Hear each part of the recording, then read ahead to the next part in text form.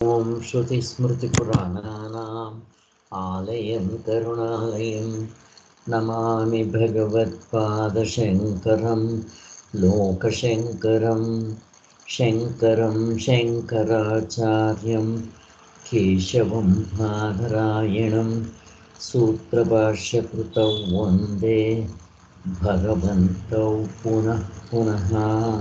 ಜೈ ಗುರುಗಳೇ, ಜೈ ಶ್ರೀರಾಮ್. ಇವತ್ತು ಭಗವದ್ಗೀತೆ ಉಪನ್ಯಾಸಗಳು ಮಾಡಬೇಕಾಗಿದೆ. ಅದರಲ್ಲಿ 2ನೇ ಅಧ್ಯಾಯದಲ್ಲಿ 14ನೇ ಚಾಪ್ಟ್ರು, ಅದರಲ್ಲಿ ಪೇಜ್ ನಂಬರ್ 81 ಸ್ವಲ್ಪ ಇದೆ, ಅದನ್ನು ಮುಗಿಸ್ಬೇಡ.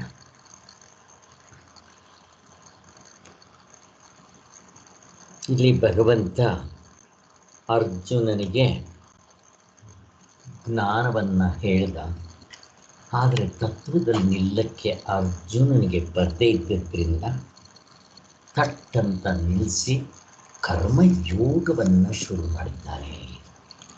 ನಮಗೆ ಗೊತ್ತು, ಕರ್ಮಯೋಗ ಕರ್ತೃತಂತ್ರವ ಸಾಧನೆ, ಅದರಿಂದ ಮೋಕ್ಷ ಆಗೋದಿಲ್ಲ.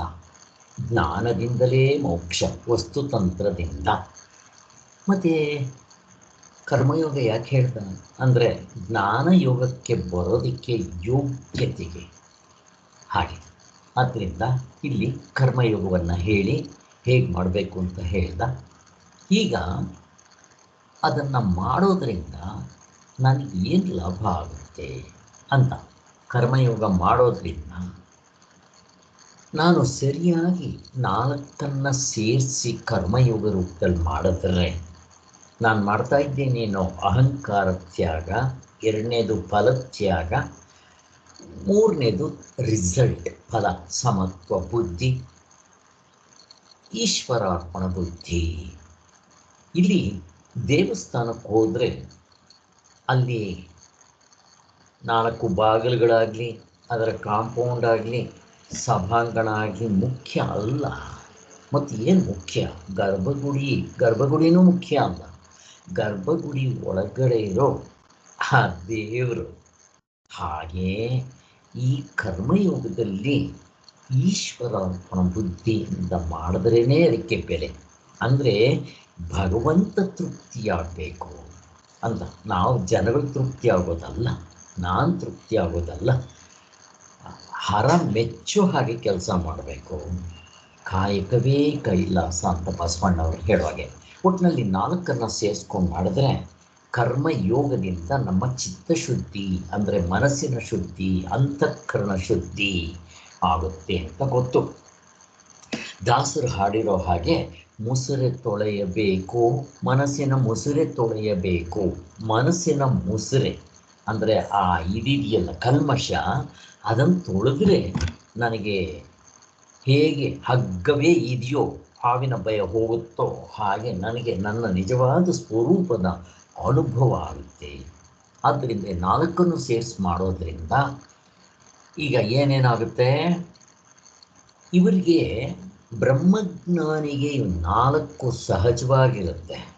ಯಾವ್ಯಾವುದೋ ನಿಸ್ತ್ರೈಗುಣ್ಯನಾಗುವುದು, ನಿರ್ದ್ವಂದ್ವನಾಗುವುದು, ನಿತ್ಯ ಸತ್ವಸ್ಥನಾಗೋದು, ನಿರ್ಯ ಯೋಗಕ್ಷೇಮನಾಗೋದು, ಮತ್ತು ಆತ್ಮವಂತನಾಗೋದು. ಇವೆಲ್ಲ 5.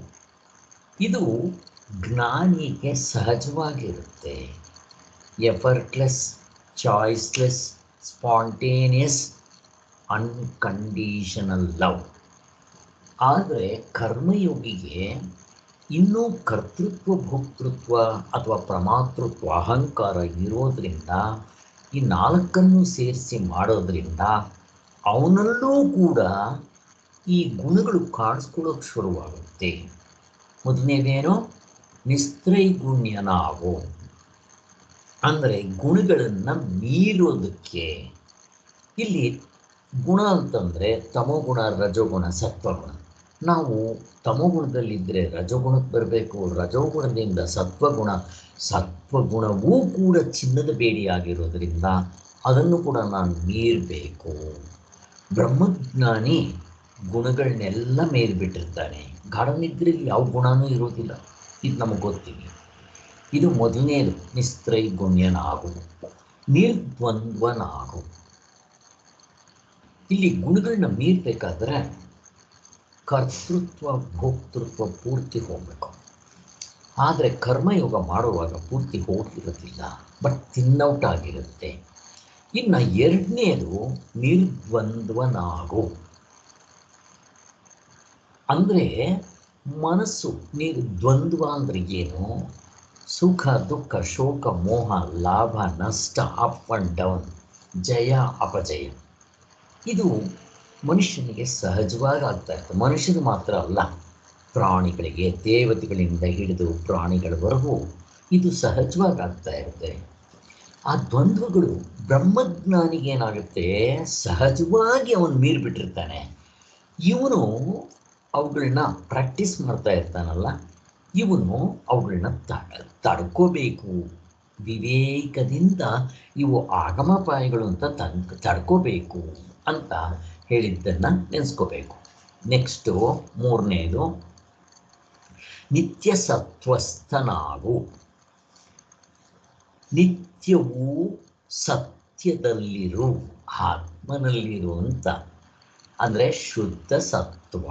ಶುದ್ಧ ಸತ್ವ ಸತ್ವಗುಣವನ್ನು ಮೀರಿಬಿಟ್ರೆ ನಾವು ಶುದ್ಧ ಸತ್ವದಲ್ಲಿ.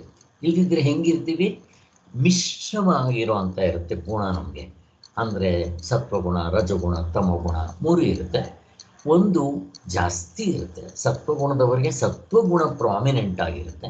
ಇದು ನಮಗೆ ಗೊತ್ತಿದೆ. ಅಲ್ಲಿಗೆ ಗುಣಗಳ ನಿತ್ಯ ಸತ್ವಸ್ಥ ಅದನ್ನು ಕೂಡ ಆಗುತ್ತೆ.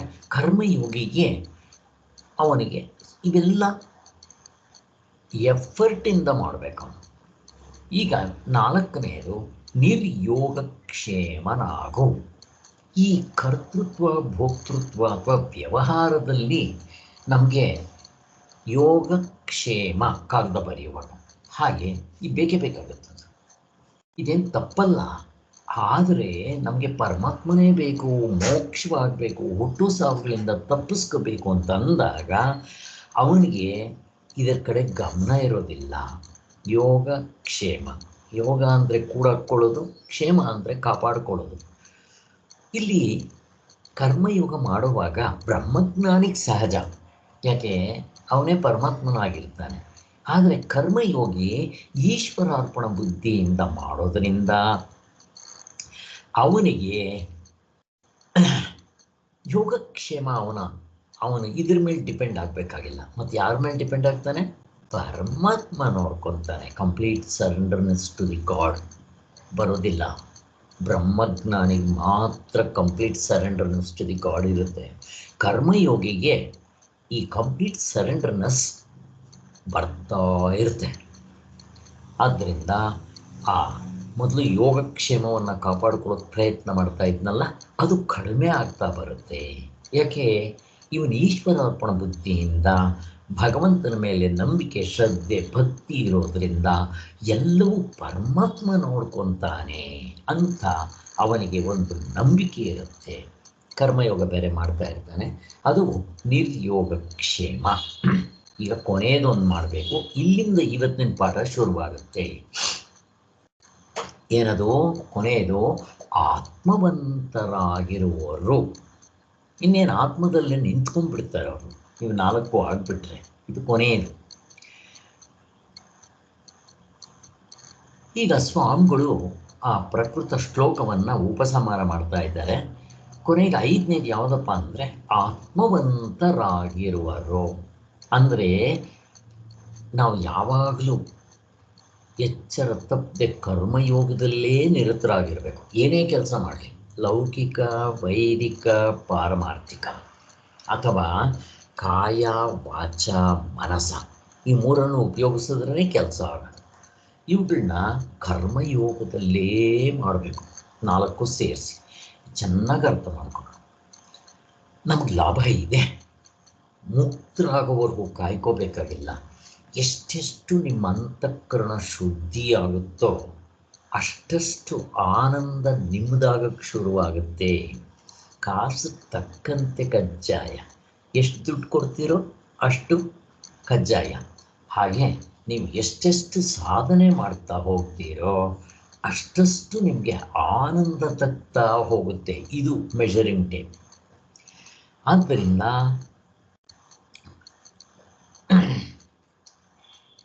ಇದನ್ನ ಕರ್ಮಯೋಗ.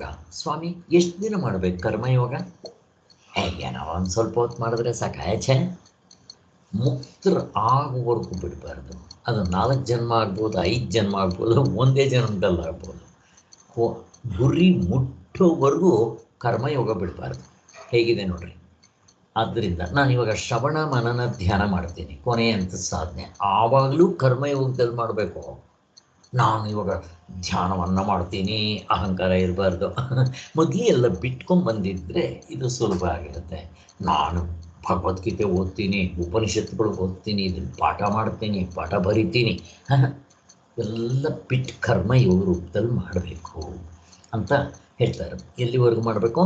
ಇದು ಸಾಧನೆಗಳು ಮೋಕ್ಷ ಆಗಬೇಕು ಅಂತಂದರೆ ಪಾರ್ಟ್ ಟೈಮ್ ಜಾಬ್ ಕೆಲಸ ಮಾಡೋದಿಲ್ಲ, ಫುಲ್ ಟೈಮ್ ಜಾಬ್. ಕಣ್ಣು ಬಿಟ್ಟರೆ ಬೆಳಿಗ್ಗೆ ಮತ್ತೆ ಮುಚ್ಕೊಳ್ಳೋವರೆಗೂ ಏನೋ ಒಂದು ಸಾಧನೆ ನಡೀತಾ ಇರಬೇಕು. ಮನಸ್ಸಿನಲ್ಲಿ ಒಂದು ಜಪವೋ, ಕೆಲಸ ಮಾಡುವಾಗ ಕರ್ಮಯೋಗವೋ, ಅಥವಾ ಸಹನೆ, ತಾಳ್ಮೆ, ಅನುಕಂಪ, ಪ್ರೀತಿ, ವಾತ್ಸಲ್ಯ, ಪ್ರೇಮ, ಸಹನೆ ಇವುಗಳನ್ನ ಬೆಳೆಸ್ಕೊತಾ ಹೋಗಬೇಕು. ಸಹಕಾರಿ ಸಾಧನೆಗಳನ್ನ ಮಾಡ್ತಾ ಇರಬೇಕು. ಒಂದು ಕಡೆ ಕರ್ಮಯೋಗ, ಇನ್ನೊಂದು ಕಡೆ ಜಪ, ಇದು ಪರಂಪರ. ಇನ್ನೊಂದು ಕಡೆ ಸಹಕಾರಿ ಸಾಧನೆಗಳು, ಯಮ ನಿಯಮಗಳು ಪಾಲನೆ ಮಾಡ್ತಾ ಇರಬೇಕು. ಅಲ್ಲಿಗೆ 24 hours ಅಂದರೆ ನಾವು ಎದ್ದಷ್ಟೊತ್ತು ಮಾಡ್ತಾ ಇರಬೇಕು ಇವು ಅಂತ ಹೇಳ್ತಾರೆ. ಇಲ್ಲಿ ಈ ಜ್ಞಾನಿಗೂ ಕರ್ಮಯೋಗಿಗೂ ವ್ಯತ್ಯಾಸ ಹೇಳ್ತಾ ಹೋಗ್ತಾರೆ. ಮೊದಲನೇದು, ಈ ಜ್ಞಾನಿಗೆ ಅಂದರೆ ಸಾಂಖ್ಯ ತತ್ವದಲ್ಲಿ ನೆಲೆ ನಿಂತವರಿಗೆ ಅವ್ರನ್ನ ಸಾಂಖ್ಯ ತತ್ವ ಅಥವಾ ಸಾಂಖ್ಯರಿಗೆ ಇದೆಲ್ಲ ಹೇಳ್ತಾರೆ. ಕಪಿಲ ಸಾಂಖ್ಯ ತಗೋಬಾರ್ದಿಲ್ಲಿ. ಇಲ್ಲಿ ಜ್ಞಾನಿಗಳಿಗೆ ಇದೆಲ್ಲ ಜ್ಞಾನ ಬಲದಿಂದ ಸಿದ್ಧವಾಗಿಬಿಟ್ಟಿರುತ್ತೆ. ನಾನು ಅದಕ್ಕೆ ಹೇಳಿದ್ದು ಏನದು, ಅವರಿಗೆ ಎಫರ್ಟ್ಲೆಸ್, ಚಾಯ್ಸ್ಲೆಸ್, ಸ್ಪಾಂಟೇನಿಯಸ್ ಹೀಗಿರುತ್ತೆ ಅಲ್ವಾ. ಈಗ ಮೊದಲು ಅಡುಗೆ ಮಾಡುವಾಗ ಕಷ್ಟ ಆಗುತ್ತೆ ನಮಗೆ, ಯಾವುದೇ ಆಗಲಿ. ಅದು ಅಭ್ಯಾಸ ಆಗಿಬಿಟ್ರೆ ಅದು ಹೇಗಿರುತ್ತೆ ಆ ಕೆಲಸ. ದೊಡ್ಡವರಿಗೆ ಅಭ್ಯಾಸ ಆಗಿಬಿಟ್ರೆ ಎಫರ್ಟ್ಲೆಸ್, ಚಾಯ್ಸ್ಲೆಸ್, ಸ್ಪಾಂಟೇನಿಯಸ್, ತನ್ನಷ್ಟಕ್ಕೆ ತಂದು ನಡ್ಕೊಂಡು ಹೋಗ್ತಾ ಇರುತ್ತಲ್ಲ, ಹಾಗಾಗಬೇಕು ನಮಗೆ ಸಾಧನೆಗಳು ಎಲ್ಲವೂ. ಇದನ್ನು ಬ್ರಹ್ಮಜ್ಞಾನಿಗೆ ಹಾಗಾಗಿರುತ್ತೆ. ಯಾಕೆ? ತತ್ವದಲ್ಲಿ ನಿಂತುಬಿಟ್ಟಿರ್ತಾನೆ. ಅವನಿಗೆ ಕರ್ತೃತ್ವ ಇಲ್ಲ, ಭೋಕ್ತೃತ್ವ ಇಲ್ಲ, ಜ್ಞಾತೃತ್ವ ಇಲ್ಲ, ಪ್ರಮಾತೃತ್ವವಿಲ್ಲ. ಅವನಿಗೆ ಎಲ್ಲವೂ ಪರಮಾತ್ಮನ ರೂಪದಲ್ಲಿ ನೋಡ್ತಾ ಇರ್ತಾನೆ. ಅವನ ಅನುಭವನೂ ಬಂದಿರ್ತದೋ. ಆದ್ದರಿಂದ ಹೀಗೆ ನಿತ್ಯ ಸ್ವರೂಪನಾದ ಆತ್ಮನಲ್ಲೇ ನೆಲೆ ನಿಂತಿರ್ತಾರೆ ಅವರು. ಮತ್ತು ಈ ತ್ರಿಗುಣಗಳನ್ನು, ದ್ವಂದ್ವಗಳನ್ನು, ಯೋಗಕ್ಷೇಮಗಳನ್ನು ಹೇಗೆ ಮೀರಿರ್ತಾರೆ ಅವರು? ಇವು ಅಸತ್, ಇವು ನಿಜವಾಗ್ಲೂ ಇಲ್ಲ. ಗುಣಗಳು ನಿಜವಾಗ್ಲೂ ಇಲ್ಲ, ದ್ವಂದ್ವಗಳು ಇಲ್ಲ, ಯೋಗಕ್ಷೇಮ ನಿಜವಾಗ್ಲೂ ಇಲ್ಲ. ಈಗ ನೋಡ್ರಿ, ಕನಸಿನಲ್ಲಿದ್ದಾಗ ಇವನ್ನೆಲ್ಲ ಮಾಡ್ತಾ ಇರ್ತೀವಿ. ಒಂದು ಸಲ ಎಚ್ಚರ ಆಯಿತು, ಏನನ್ಸುತ್ತೆ? ಛೆ, ಎಲ್ಲ ಸುಳ್ಳು. ಆ ಕನಸಿನಲ್ಲಿ ಭಿಕ್ಷೆ ಎತ್ತುತ್ತಾ ಇದ್ದಿದ್ದು, ಮತ್ತು ಅಲ್ಲಿ ಇವೆಲ್ಲ ಮಾಡ್ತಾ ಇದ್ದಿದ್ದು ಎಲ್ಲ ಸುಳ್ಳಾಗ್ಬಿಡುತ್ತಲ್ಲ. ಹಾಗೆ ಬ್ರಹ್ಮಜ್ಞಾನಿಗೆ ಈ ಎಚ್ಚರದಿಂದ ಇದು ಅವ್ರಿಗೊಂದು ಕನಸಿದ್ದಂಗೆ ಇಲ್ಲಿಂದ ಎದ್ಬಿಟ್ಟಿರ್ತಾರೆ ಅವ್ರಿಗೆ. ಅವಾಗ ಇದು ಏನು ಮಾಡಿದ್ರು ನಾವು ಬೇರೆಯವರು ಅವ್ರಿಗೆ ಇದು ಕನಸಿದ್ದಂಗೆ ಆ ಅರ್ಥ ಬರುತ್ತಿಲ್ಲಿ. ಆದ್ದರಿಂದ ಅವ್ರು ಹೊಸದಾಗಿ ಏನೂ ಸರಿಪಡಿಸ್ಕೋಬೇಕಾಗಿರೋದಿಲ್ಲ. ಹೇಗಿದು? ಈಗ ತಾನೇ ಹೇಳಿದ್ನಲ್ಲ ನಿಮಗೆ, ಯಾರಾದರೂ ಒಂದು ದೊಡ್ಡ ಕೆಲಸ ಮಾಡಬೇಕಾದ್ರೆ ಆ ಕೆಲಸಕ್ಕೆ ಸೇರಿದ ಹೊಸದರಲ್ಲಿ ಪ್ರಾಕ್ಟೀಸ್ ಮಾಡಬೇಕಾಗುತ್ತೆ ಅವರು ಅಲ್ವಾ. ಇವಾಗ ನಾವು ಡಾಕ್ಟ್ರುಗಳು ಹೌಸ್ಮ್ಯಾನ್ಶಿಪ್ ಆದಮೇಲೆ ನಾವು ಅವರು ಸ್ಪೆಷಲಿಸ್ಟ್ ಅಂದರೆ ಅಥವಾ ಒಬ್ಬ ಪ್ರಾಕ್ಟೀಷ್ನರ್ ಅವನು ಸಹಜವಾಗಿ ಟ್ರೀಟ್ಮೆಂಟ್ ಕೊಡ್ತಾ ಇರ್ತಾನೆ.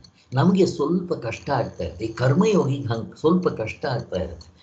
ಅವನು ಎಫರ್ಟ್ಲೆಸ್, ಸ್ಪಾಂಟ್ಲೇನಿಯಸ್, ಚಾಯ್ಸ್ಲೆಸ್ ಆಗಿರ್ತಾನೆ. ಅವನಿಗೆ ರೂಢಿ ಆಗಿಬಿಟ್ಟಿರುತ್ತೆ. ಇವನಿಗೆ ಈಗೀಗ ಅಭ್ಯಾಸ ಮಾಡ್ತಾ ಇರ್ತಾನೆ. ಹೇಳಿದ್ನಲ್ಲ, ಅಡುಗೆ ಮಾಡೋರು ಮೊದಲು ಕಷ್ಟಪಡಬೇಕಾಗತ್ತೆ. ಆಮೇಲೆ ಅಭ್ಯಾಸ ಆಗಿಬಿಟ್ರೆ ಅವ್ರಿಗೆ ಸಹಜವಾಗಿ ಮಾಡ್ಕೊಂಡು ಹೋಗ್ತಾರೆ, ಕಷ್ಟ ಇರೋದಿಲ್ಲ ಮತ್ತು ಅದು ಆಯಾಸನೂ ಆಗೋದಿಲ್ಲ. ಬ್ರಹ್ಮಜ್ಞಾನಿಗೆ ಹಾಗಿರುತ್ತೆ. ಕರ್ಮಯೋಗಿ ಹಾಗೆ ಪ್ರಯತ್ನ ಮಾಡ್ತಾ ಇರಬೇಕು ಅಂತ ಹೇಳ್ತಾರೆ.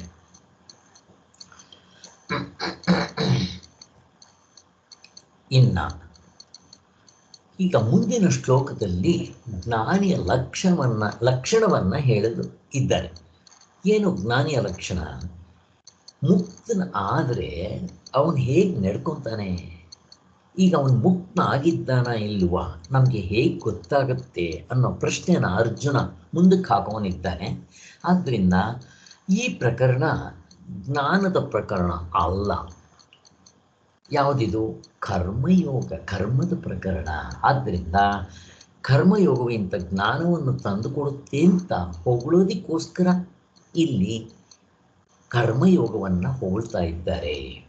ಅದಕ್ಕೋಸ್ಕರ ಇಲ್ಲಿ ಹೇಗಿರುತ್ತೆ, ಜ್ಞಾನಿಗೆ ಹೇಗಿರುತ್ತೆ, ಅವನು ಮುಕ್ತನಾದವನಿಗೆ.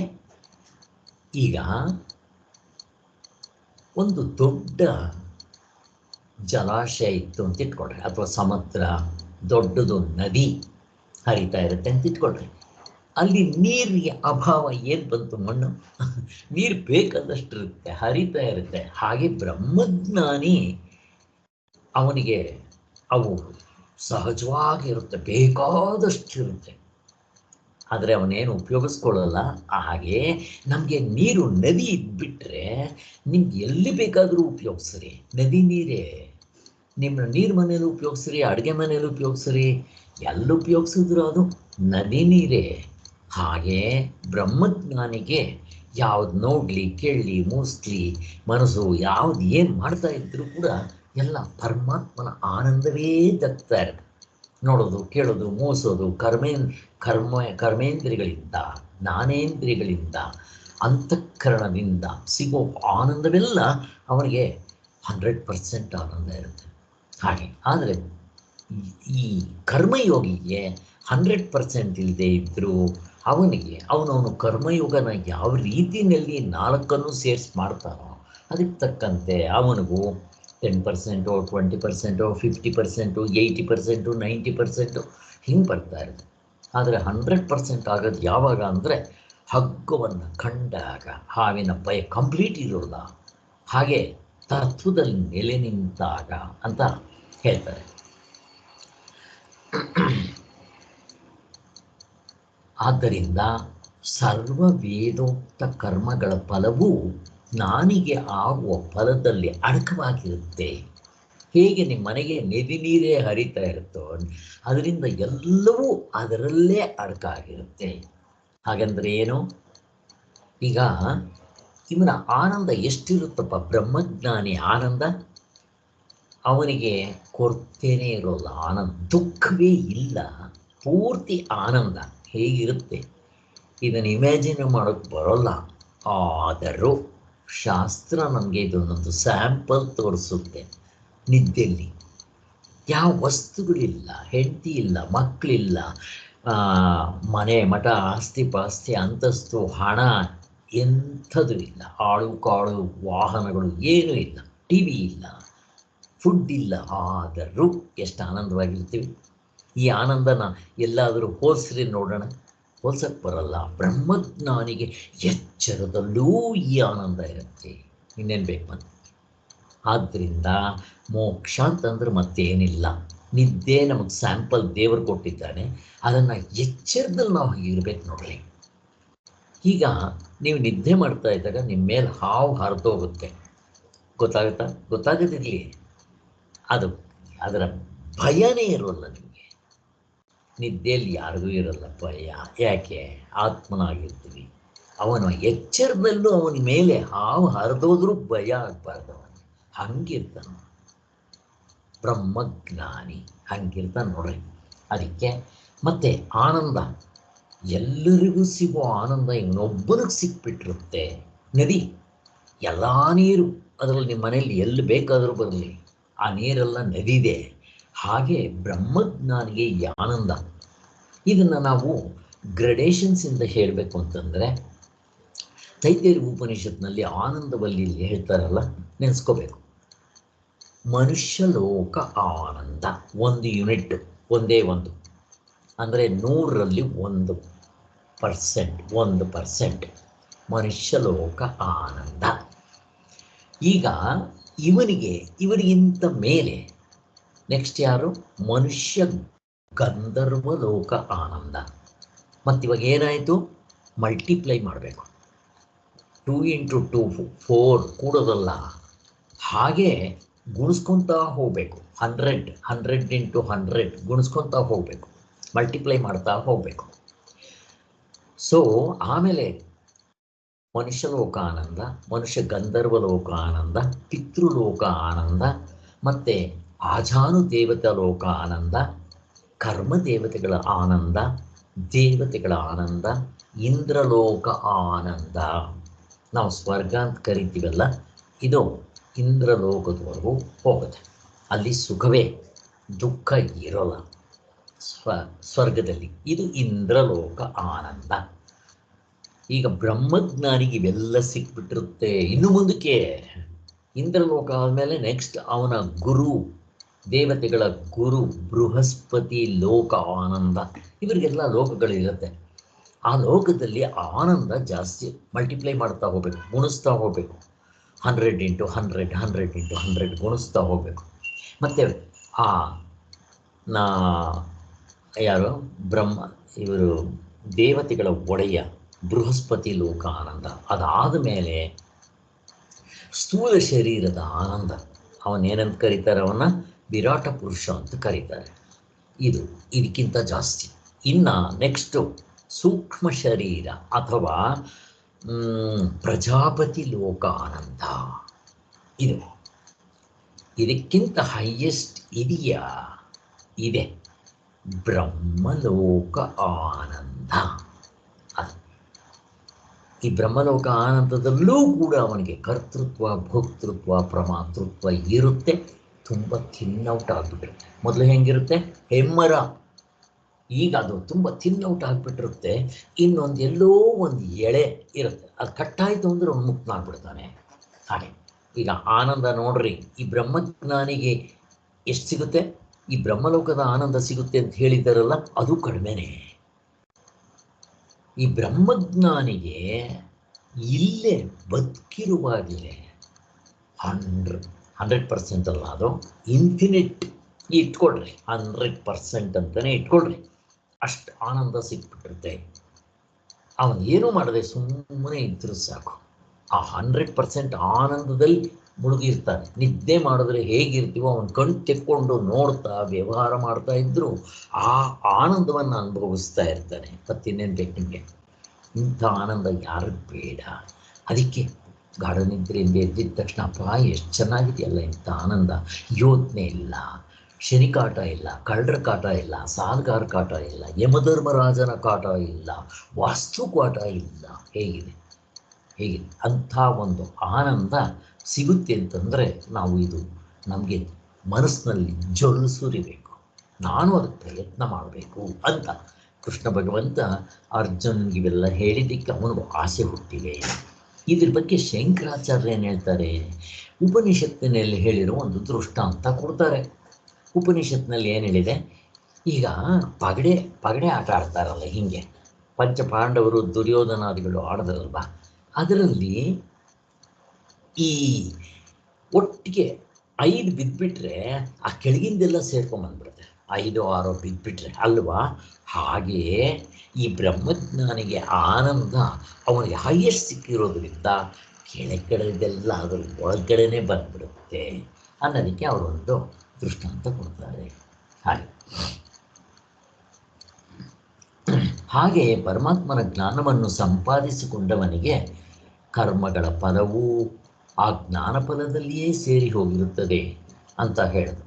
ಯಾರು ಬ್ರಹ್ಮಜ್ಞಾನವಾಗಿರುತ್ತೋ, ಇಲ್ಲಿ ನೋಡ್ರಿ, ಬ್ರಹ್ಮಜ್ಞಾನ ಆಗಿರೋವನಿಗೆ ಮನುಷ್ಯ ಲೋಕ ಆನಂದ. ಅವ್ರಿಗೆ ಎಷ್ಟೇ ಎಲ್ಲ ಪ್ರಪಂಚದಲ್ಲಿರೋ ಎಲ್ಲ ಜನರು, ಪ್ರಪಂಚ ಅಂದರೆ ಯಾವುದು? ಬರೀ ಭೂಮಿ ಅಲ್ಲ, ಚಂದ್ರಲೋಕ, 9 ಗ್ರಹಗಳು, ನಮಗೆ ಗೊತ್ತಿರೋದು 9. ಅಷ್ಟು ಇಲ್ಲಿ ಜನಗಳು ಇದ್ದರೆ ಅವ್ರು ಏನೇನು ಒಳ್ಳೆ ಕೆಲಸ ಮಾಡ್ತಾರೋ ಆ ಆನಂದ ಸಿಗುತ್ತಲ್ಲ, ಈ ಅದು ಅದೆಲ್ಲ ಇವನಿಗೆ ಸಿಗ್ತಾ ಇರುತ್ತೆ. ಇಷ್ಟು ಮಾತ್ರನಾ ಅಲ್ಲ, ಕರ್ಮಕಾಂಡದಲ್ಲಿ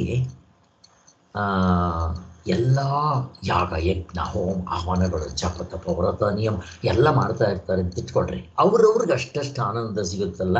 ಆ ಪ್ರಪಂಚ ಇಷ್ಟು ಲೋಕಗಳಲ್ಲಿ ಇರೋರು ಎಲ್ಲರೂ ಸೇರಿ ಮಾಡಿದ್ರೆ ಎಷ್ಟು ಆನಂದ ಸಿಗುತ್ತೆ, ಇವನೊಬ್ಬನಿಗೆ ಎಷ್ಟು ಸಿಗುತ್ತಂತೆ. ಹೇಗಿದೆ ನೋಡ್ರಿ. ಇನ್ನ ಕರ್ಮಕಾಂಡ ಆಗೋಯ್ತು. ಇನ್ನು ಉಪಾಸನಾ ಕಾಂಡ, ಎಲ್ಲ ದೇವತೆಗಳ ಗ್ರೆಡೇಷನ್ಸ್ ಹೇಳ್ತಾ ಹೋದೆ. ಫೈನಲ್ ಉಪಾಸನ. ಆ ಉಪಾಸನೆಗೆ ಸಿಗ್ಬೇಕಾದ್ರೆ ಆನಂದ ಎಲ್ಲದಕ್ಕಿಂತ ಜಾಸ್ತಿ. ಅದರಿಂದ ಆ ಬ್ರಹ್ಮಲೋಕದಲ್ಲಿ ಇರೋ ಎಲ್ಲರಿಗೂ ಸಿಗೋ ಆನಂದವನ್ನೆಲ್ಲ ಪೂರ್ತಿ ಮೀರಿಸ್ಬಿಟ್ಟಿರ್ತಂಥದ್ದು ಬ್ರಹ್ಮಜ್ಞಾನಿಗೆ. ಅಬ್ಬ ಎಂಥ ಆನಂದ ರೀ! ಕೇಳಿದ್ರೇ ಮೈ ಜುಮ್ಮನ್ನುತ್ತಲ್ಲ, ಅದನ್ನು ಮೆಲ್ಕಾಗ್ತಾ ಇರ್ಬೇಕು ನಾವು. ಗಾಢ ನಿದ್ರೆ ಅನುಭವ ನೋಡಿಕೊಡ್ರಿ ಪ್ರತಿದಿನ. ನಾನು ಯಾವ ವರ್ಣಾಶ್ರಮದಲ್ಲಿ ಇರಲಿ ಅವನಿಗೆ ಅಲ್ಲಿಯೇ ಅಶ್ವಮೇಧ ಕರ್ಮಗಳು. ಓಹೋ, ಶ್ರೀರಾಮಚಂದ್ರ ಮಾಡಿದ ಅಶ್ವಮೇಧ ಯಾಗ, ಪಂಚಪಾಂಡವರು ಮಾಡಿದ್ರು ಯುದ್ಧದಲ್ಲಿ ಗೆದ್ದ ಮೇಲೆ ಅವ್ರಿಗೆ ಸಿಗೋದೆಲ್ಲ ಸಿಕ್ಬಿಡುತ್ತೆ. ಕರ್ಮಕಾಂಡಕ್ಕೆ ಸೇರಿರೋದು ಇದು. ಕರ್ಮಕಾಂಡಕ್ಕಿಂತ ಇನ್ನೂ ಮೇಲಕ್ಕೆ ಹೋಗ್ಬಿಟ್ಟಿದೆ, ಬ್ರಹ್ಮಲೋಕದವರೆಗೂ. ಇನ್ನಿವೆಲ್ಲ ಜುಜುವಿ ಕೆಳಗಿಂದು ಅಲ್ವಾ? ಹಾಗೆ ಹೇಳ್ತಾರೆ, ಇವೆಲ್ಲ ಸಿಕ್ಬಿಡುತ್ತೆ. ಜ್ಞಾನವು ಇಂಥ ಫಲವುಳ್ಳದ್ದು. ಆದ್ದರಿಂದ ಅರ್ಜುನ, ನೀನು ಅದರ ಕಡೆಗೆ ಲಕ್ಷ್ಯವಿಟ್ಟು ಸಣ್ಣ ಪುಟ್ಟ ಫಲಗಳ ಆಸೆಗೆ ಬಾಯಿ ನೀರು ಸೋರಿಸದೆ ಇವುಗಳನ್ನ ಮನಸ್ಸಿನಲ್ಲಿ ಇಟ್ಕೊಂಡು ಕರ್ಮಯೋಗವನ್ನು ಮಾಡು. ಮುಂದಕ್ಕೆ ನೀನು ಜ್ಞಾನನಿಷ್ಠೆ ಸಿಕ್ಬಿಡುತ್ತೆ. ಹೇಗಿದೆ ನೋಡ್ರಿ ಅದು. ಹೇಗೆ ಮಕ್ಕಳು ಸ್ಕೂಲ್ಗೆ ಹೋಗ್ಬೇಕಾದ್ರೆ ಇಷ್ಟ ಇರಲ್ಲ, ಅವ್ರಿಗೆ ಚಾಕ್ಲೇಟ್ ಕೊಟ್ಟು, ಪಪರ್ಮೆಂಟ್ ಕೊಟ್ಟು, ಬಿಸ್ಕತ್ ಕೊಟ್ಟು ಆ ಆಸೆ ತೋರಿಸಿ ಅದನ್ನು ಮಾಡ್ತಾರೆ ಮೊದಲು. ಆಮೇಲೆ ಅವರೇ ದೊಡ್ಡವರಾಗಿ SLC ಬಂದಮೇಲೆ, ಟಿಫನ್ ಸ್ವಲ್ಪ ತಡ ಆಯಿತು ತಾಳು ಅಂದರೆ, ಇಲ್ಲಮ್ಮ ನನಗೆ ಟೈಮ್ ಆಯಿತು, ನಾನು ಹೋಗ್ತೀನಿ, ನನಗೇನು ಟಿಫನ್ ಬೇಡ ಅಂತ ಹೋಗ್ತಾನೆ. ಯಾಕೆ? ಅವನಿಗೆ ಸ್ವಲ್ಪ ರುಚಿ ಸಿಕ್ಕಿರುತ್ತೆ.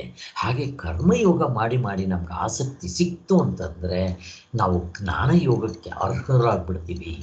ನಮಗೆ ಅದು ತಾನಾಗಾಗಲಿಕ್ಕೆ ಶುರುವಾಗತ್ತೆ ಅಂತ ಹೇಳಿದೆ. ಕರ್ಮಯೋಗವೇ ಜ್ಞಾನಕ್ಕೆ ತಕ್ಕ ಯೋಗ್ಯತೆಯನ್ನು ತಂದುಕೊಡುವುದು ಅಂತ ಕರ್ಮಯೋಗವನ್ನು ಭಗವಂತ ಹೊಗಳ್ತಾ ಇದ್ದಾನೆ. ಇಲ್ಲಿ ಕರ್ಮಕಾಂಡ ಕರ್ಮಕಾಂಡ ಇದು ಜ್ಞಾನಕಾಂಡ ಅಲ್ಲ, ಕರ್ಮಕ್ಕೆ ಸಂಬಂಧಪಟ್ಟಿರೋದ್ರಿಂದ ಭಗವಂತ ಈ ಕರ್ಮಯೋಗವನ್ನೇ ಹೊಗಳ್ತಾ ಇದ್ದಾನೆ. ಹಿಂದೆ ಕೂಡ ನಿಮ್ಗೆ ಹೇಳಿದೆ, ಶಾಸ್ತ್ರದಲ್ಲಿ ಒಂದು ಸಿಸ್ಟಮ್ ಇದೆ. ಇಲ್ಲಿ ಕರ್ಮಯೋಗ ಎಷ್ಟು ಹೊಗಳ್ಬಿಡ್ತಾರೆ ಅಂತಂದರೆ ಜ್ಞಾನಕ್ಕಿಂತ ಜಾಸ್ತಿ ಹೊಗಳ್ಬಿಡ್ತಾರೆ. ಅರೆ, ಕರ್ಮಯೋಗದಿಂದಲೇ ಮೋಕ್ಷ ಆಗ್ಬಿಡುತ್ತೇನೋ ಅಂತ ಅನಿಸ್ಬೇಕು ನಮಗೆ, ಬಟ್ ಅಲ್ಲ. ಆಯಾ ಸಂದರ್ಭದಲ್ಲಿ ಅದನ್ನು ಹೊಗಳೋದು ಶಾಸ್ತ್ರದ ಒಂದು ಪದ್ಧತಿ ಅಷ್ಟೇ. ಸೊ ಕರ್ಮಯೋಗವು ಈ ವಿಷಯದಲ್ಲಿ ಜ್ಞಾನದಂತೆ ಅದಕ್ಕೆ ಆಯಾಸ ಕಡಿಮೆ. ಕರ್ಮಯೋಗ ಮಾಡಿದ್ರೆ ಆಯಾಸ ಕಡಿಮೆ, ಲಾಭ ಫಲ ಅತ್ಯಂತ ಹೆಚ್ಚಿನ. ನೀವು ಸ್ವಲ್ಪ ಮಾಡಿದ್ರು ಸಾಕು, ಇಷ್ಟು ಫಲ ಕೊಟ್ಬಿಡುತ್ತದು. ಬಾ, ಇನ್ಫಿನಿಟ್ ಫಲ ಕೊಟ್ಬಿಡುತ್ತೆ ಕರ್ಮಯೋಗದಲ್ಲಿ. ಯಾಕೆ ಮಾಡಬಾರ್ದಪ್ಪ ನಾವು ಅಂತ ಹೇಳ್ತೀವಿ. ಆದ್ದರಿಂದ ಹೀಗೆ ಸ್ವಲ್ಪ ನಮಗೆ ಮಾನದಟ್ಟಾಯಿತು. ಈಗ ಕರ್ಮಯೋಗದ ಶರೀರವನ್ನು ಅಂದರೆ ಅದರ ಇನ್ನೂ ಒಂದು ಸ್ವಲ್ಪ ನಮಗೆ ಪರಿಚಯ ಮಾಡಿಕೊಡ್ಬೇಕಾಗಿದೆ ಕರ್ಮಯೋಗದ್ದು. ಅದನ್ನು ಮಾಡಿಸ್ತಾ ಇದ್ದಾರೆ. ಕರ್ಮಯೋಗಕ್ಕೆ ನಮಗೆ ಪೀಠಿಕೆ ಹೇಳಿದರು, ಮತ್ತು ಕರ್ಮಯೋಗಕ್ಕೆ ಅವತರಣಿಕೆ ಹೇಳಿದರು. ಈಗ ಕರ್ಮಯೋಗದ ಶರೀರ, ಅದರ ಸ್ವರೂಪ, ಶರೀರ ಸ್ವರೂಪ, ಕರ್ಮಯೋಗದ ಸ್ವರೂಪವನ್ನೇ ತಿಳಿಸ್ಕೊಡ್ತಾ ಇದ್ದಾರೆ. ಇನ್ನು ಕರ್ಮಯೋಗದ ಬಗ್ಗೆ ಹೇಳ್ತಾ ಇದ್ದಾರೆ. ಹೇಗೆ ನಮಗೆ ಬಾಯಿನಲ್ಲಿ ಜೊಲ್ಸುರಬೇಕು, ಇನ್ಮೇಲೆ ನಾನು ಕರ್ಮಯೋಗನೇ ಮಾಡ್ತೀನಿ ಅಂತ. ಇಲ್ಲಿ ಜ್ಞಾನಿಯಂತೆ ಕರ್ಮಯೋಗಿಯು ನೋಡ್ರಿ, ಇವನಿಗೂ ಸ್ವಲ್ಪ ಸಿಕ್ಬಿಟ್ಟಿರುತ್ತೆ. ಯಾವ್ಯಾವುದು ಹೇಳಿದ್ವಲ್ಲ, ನಿಸ್ತ್ರೈಗುಣ್ಯನಾಗೋ, ನಿರ್ದ್ವಂದ್ವನಾಗೋ, ನಿತ್ಯ ಸತ್ವಸ್ಥನಾಗೋ, ಯೋಗಕ್ಷೇಮವನ್ನು ಯೋಗಕ್ಷೇಮವನ್ನು ಆಗು, ಮತ್ತು ಆತ್ಮವಂತನಾಗಿರು. ಇವೆಲ್ಲ ಅವನಿಗೆ ಸ್ವಲ್ಪ ಸ್ವಲ್ಪ ಸಿಕ್ಬಿಟ್ಟಿರುತ್ತೆ. ಅವನಿಗೆ ಪೂರ್ತಿ ಸಿಗದೆ ಇದ್ದರೂ ಅವನಿಗೆ ಕಸಕ್ಕೆ ತಕ್ಕಂತೆ ಕಜ್ಜಾಯ ಸಿಕ್ಬಿಟ್ಟಿರುತ್ತೆ. ಆದ್ದರಿಂದ ಜ್ಞಾನಿಯಾದವನು ಗುಣಾತೀತಾಗ್ಬಿಟ್ಟಿರ್ತಾನೆ, ನಿಸ್ತ್ರೈಗುಣ್ಯನಾಗ್ಬಿಟ್ಟಿರ್ತಾನೆ, ಗುಣಗಳನ್ನೇ ಮೀರಿಬಿಟ್ಟಿರ್ತಾನೆ, ದ್ವಂದ್ವಗಳನ್ನ ಮೀರಿರ್ತಾನೆ ಅಂತ ಎಲ್ಲ ಹೇಳಿದ್ವಲ್ಲ. ಅವನು ಗುಣಗಳನ್ನು ಗುಣಗಳ ಕಾರ್ಯವಾದ ದ್ವಂದ್ವಗಳನ್ನು ಮೀರಿಬಿಟ್ಟಿರ್ತಾನೆ. ಯಾವಾಗ ಗುಣಗಳನ್ನು ಮೀರಿಬಿಡ್ತಾನೋ ದ್ವಂದ್ವಗಳವನಿಗೆ ಏನೂ ಮಾಡೋದಿಲ್ಲ ಬ್ರಹ್ಮಜ್ಞಾನಿಗೆ. ಆದರೆ ಕರ್ಮಯೋಗಿಗೆ ಎಷ್ಟು ಸಿಕ್ಕಿದ್ರೆ ಅಷ್ಟು ಅವನಿಗೂ ಫಲ ಆಗ್ತಾ ಇರುತ್ತೆ. ಇಲ್ಲಿ ಬ್ರಹ್ಮಜ್ಞಾನಿ ಹೆಂಗಾಗತ್ತೆ, ಬ್ರಹ್ಮಜ್ಞಾನಿಯ ಕಥೆ ಹೇಳ್ತಾ ಇದ್ದಾರೆ ಇವಾಗ. ತತ್ವದಲ್ಲಿ ನಿಂತರೆ ಅವನಿಗೆ ಅದೆಲ್ಲವೂ ಪರಮಾತ್ಮನ ರೂಪದಲ್ಲಿ ನೋಡ್ತಾ ಇರ್ತಾನೆ. ಹೇಗಿದೆ ನೋಡ್ರಿ, ಅವನಿಗೆ ಪರಮಾತ್ಮ ಬಿಟ್ಟು ಇನ್ನೇನು ಕಾಣೋದಿಲ್ಲ. ನಾನು ಈ ಶರೀರ ಪರಮಾತ್ಮ. ಈಗ ಹಗ್ಗ ಹಾವು ಅಂತ ತಿಳ್ಕೊಂಡಿದ್ದ, ಹಗ್ಗ ಅಂತ ಗೊತ್ತಾಗಿದ್ದ ತಕ್ಷಣ ಹಾವು ಅಂತಂದರೆ ಹಗ್ಗವೇ. ಈಗ ಒಡವೆ ಅಂತ ತಿಳ್ಕೊಂಡಿದ್ದ, ತಲೆಗೆ ಹಾಕೋ ಒಡವೆಗಳು ಬೇರೆ, ಕತ್ತಿಗೆ ಹಾಕೋದು ಬೇರೆ, ಸೊಂಟಕ್ಕೆ ಹಾಕೋದು ಬೇರೆ, ಮೂಗಿಗೆ ಕಿವಿಗೆ ಬೇರೆ ಬೇರೆ, ಮತ್ತು ಕಾಲ್ಗೆ ಹಾಕೋದು ಎಲ್ಲ ಬೇರೆ ಬೇರೆ. ಆದರೆ ಅವೆಲ್ಲವೂ ಚಿನ್ನನೇ ಈ ರೂಪದಲ್ಲಿ ಹೇಗೆ ತೋರ್ತಾ ಇದೆ ಅಂತ ಗೊತ್ತಾಗುತ್ತೋ ಬ್ರಹ್ಮಜ್ಞಾನಿಗೆ ಎಲ್ಲವೂ ಪರಮಾತ್ಮನೇ ಹೀಗೆ ತೋರ್ತಾ ಇದ್ದಾನೆ ಅಂತ ಗೊತ್ತಾಗುತ್ತೆ. ಮಡಿಕೆ ಕುಡಿಕೆ ಶ್ರಾವ ತಟ್ಟೆ ಮಣ್ಣೆ ಎಲ್ಲವೂ ಹಾಗೆ ತೋರ್ತಾ ಇದೆ ಅಂತ ಹೆಂಗೆ ಗೊತ್ತಾಗುತ್ತೋ ಬ್ರಹ್ಮಜ್ಞಾನಿಗೆ ಪರಮಾತ್ಮನೇ ಅವಸ್ಥೆಗಳು, ಪರಮಾತ್ಮ ಅವಸ್ಥೆ ಒಳಗಡೆ ಇರೋ ಅರ್ಧ ಡಜನ್ನು ಪರಮಾತ್ಮ, ಮತ್ತು ಆಧ್ಯಾತ್ಮಿಕ ಪ್ರಪಂಚ ಈ ಶರೀರ ಪರಮಾತ್ಮ, ಆದಿ ಭೌತಿಕ 84 ಲಕ್ಷ ಜೀವರಾಶಿಗಳು, ಹೆಂಡತಿ ಮಕ್ಕಳು ಮನೆ ಮಠ ಆಸ್ತಿ ಎಲ್ಲ ಪರಮಾತ್ಮನೇ. ಆದಿ ದೈವಿಕ ಸೂರ್ಯ ಚಂದ್ರ ನಕ್ಷತ್ರಗಳು ಆ ಎಲ್ಲವೂ ಪರಮಾತ್ಮನೇ. ಕಾಲ ಏನು, ದೇಶ ಏನು, ಕಾರ್ಯಕಾರಣ ಎಲ್ಲವೂ ಪರಮಾತ್ಮನ ರೂಪದಲ್ಲಿ ನೋಡ್ತಾನೆ. ನಾವು ಪರಮಾತ್ಮ ಬಿಟ್ಟು ಇನ್ನೇನು ಕಾಣೋದಿಲ್ಲ, ಹಗ್ಗ ಬಿಟ್ಟು ಇನ್ನೇನು ಕಾಣೋದಿಲ್ಲ, ನಮಗೆ ಪ್ರಪಂಚ ಬಿಟ್ಟು ಏನೂ ಕಾಣೋದಿಲ್ಲ. ಹಾವು ಅಂತಾರೆ ಹೆದರ್ಕೊಳ್ಳೋವನಿಗೆ ಹಾವು ಬಿಟ್ಟು ಹಗ್ಗ ಕಾಣೋದಿಲ್ಲ ಹಾಗೆ. ಆದ್ದರಿಂದ ಈ ಕರ್ಮಯೋಗಿಗೆ ಏನಾಗುತ್ತೆ, ಅದನ್ನು ಸ್ವಲ್ಪ ಅವನ ಮನಸ್ಸಿನಲ್ಲಿ ಹೊಳೆಯೋದಕ್ಕೆ ಶುರುವಾಗ್ತಾ ಇರುತ್ತೆ, ಮನಸ್ಸು ಶುದ್ಧಿ ಆದಷ್ಟು. ಆದರೆ ಕರ್ಮಯೋಗಿಗೆ ಕರ್ತೃತ್ವ ಇದೆ, ಭೋಕ್ತೃತ್ವ ಇದೆ, ಜ್ಞಾತೃತ್ವ ಇದೆ, ಪ್ರಮಾತೃತ್ವ ಇದೆ, ದ್ವೈತ ಜ್ಞಾನ ಇದೆ, ಇನ್ನೂ ಗುಣಗಳನ್ನ ಪೂರ್ತಿ ಗೆದ್ದಿಲ್ಲ. ಅವನು ಕೆಳಗಿನ ಗುಣಗಳನ್ನ ಮೆತ್ತಿಗೆ ಮೇಲಕ್ಕೆ ಹೋಗಿರ್ತಾನೆ. ತಮಗುಣ ಇರೋದೇ ಇಲ್ಲ. ಕರ್ಮಯೋಗ ಮಾಡಬೇಕಾದ್ರೆ ತಮಗುಣ ಇದ್ದವರು ಮಾಡಕ್ಕೆ ಬರೋದು ಇಲ್ಲ. ಮತ್ತು ರಜೋಗುಣವನ್ನು ಕೂಡ ಮೀರಿಬಿಟ್ಟಿರ್ತಾರೆ. ಅವನು ಕರ್ಮಯೋಗ ಮಾಡೋಕ್ಕೆ ಸಿದ್ಧನಾಗಿದ್ದಾನೆ ಅಂದರೆ ಅವನು ಸತ್ವಗುಣ ಇರಬೇಕು, ಆದರೆ ಗುಣಾತೀತನ ಆಗದೆ ಇರ್ಬೋದು. ಆದ್ದರಿಂದ ಅವನಿಗೆ ತುಂಬ ಹತ್ತಿರ. ಆದ್ದರಿಂದ ಹೀಗೆ ತಗೋಬೇಕು.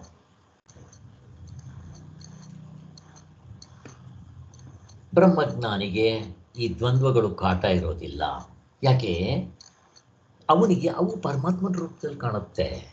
ಈಗ ಶೆಕೆ ಚಳಿ, ಅಯ್ಯೋ ಪರಮಾತ್ಮನೇ ತೋರ್ತಾ ಇರೋದು ಅಂತಾರೆ. ನೀವು ತಲೆಗೆ ಹಾಕೋ ಚಿನ್ನದ ಒಡವೆ ಅದನ್ನೇನಂತೀವಿ, ಚಿನ್ನವೇ ಅಂತ ತೋರ್ತಾ ಇದೆ. ಕಾಲಿಗೆ ಹಾಕೊಳ್ಳೋದು ಕೆಳಮಟ್ಟಿದ್ದು ಅದು ಚಿನ್ನವೇ ಅಂತ ಅನ್ಸಲ್ವ? ಹಾಗೆ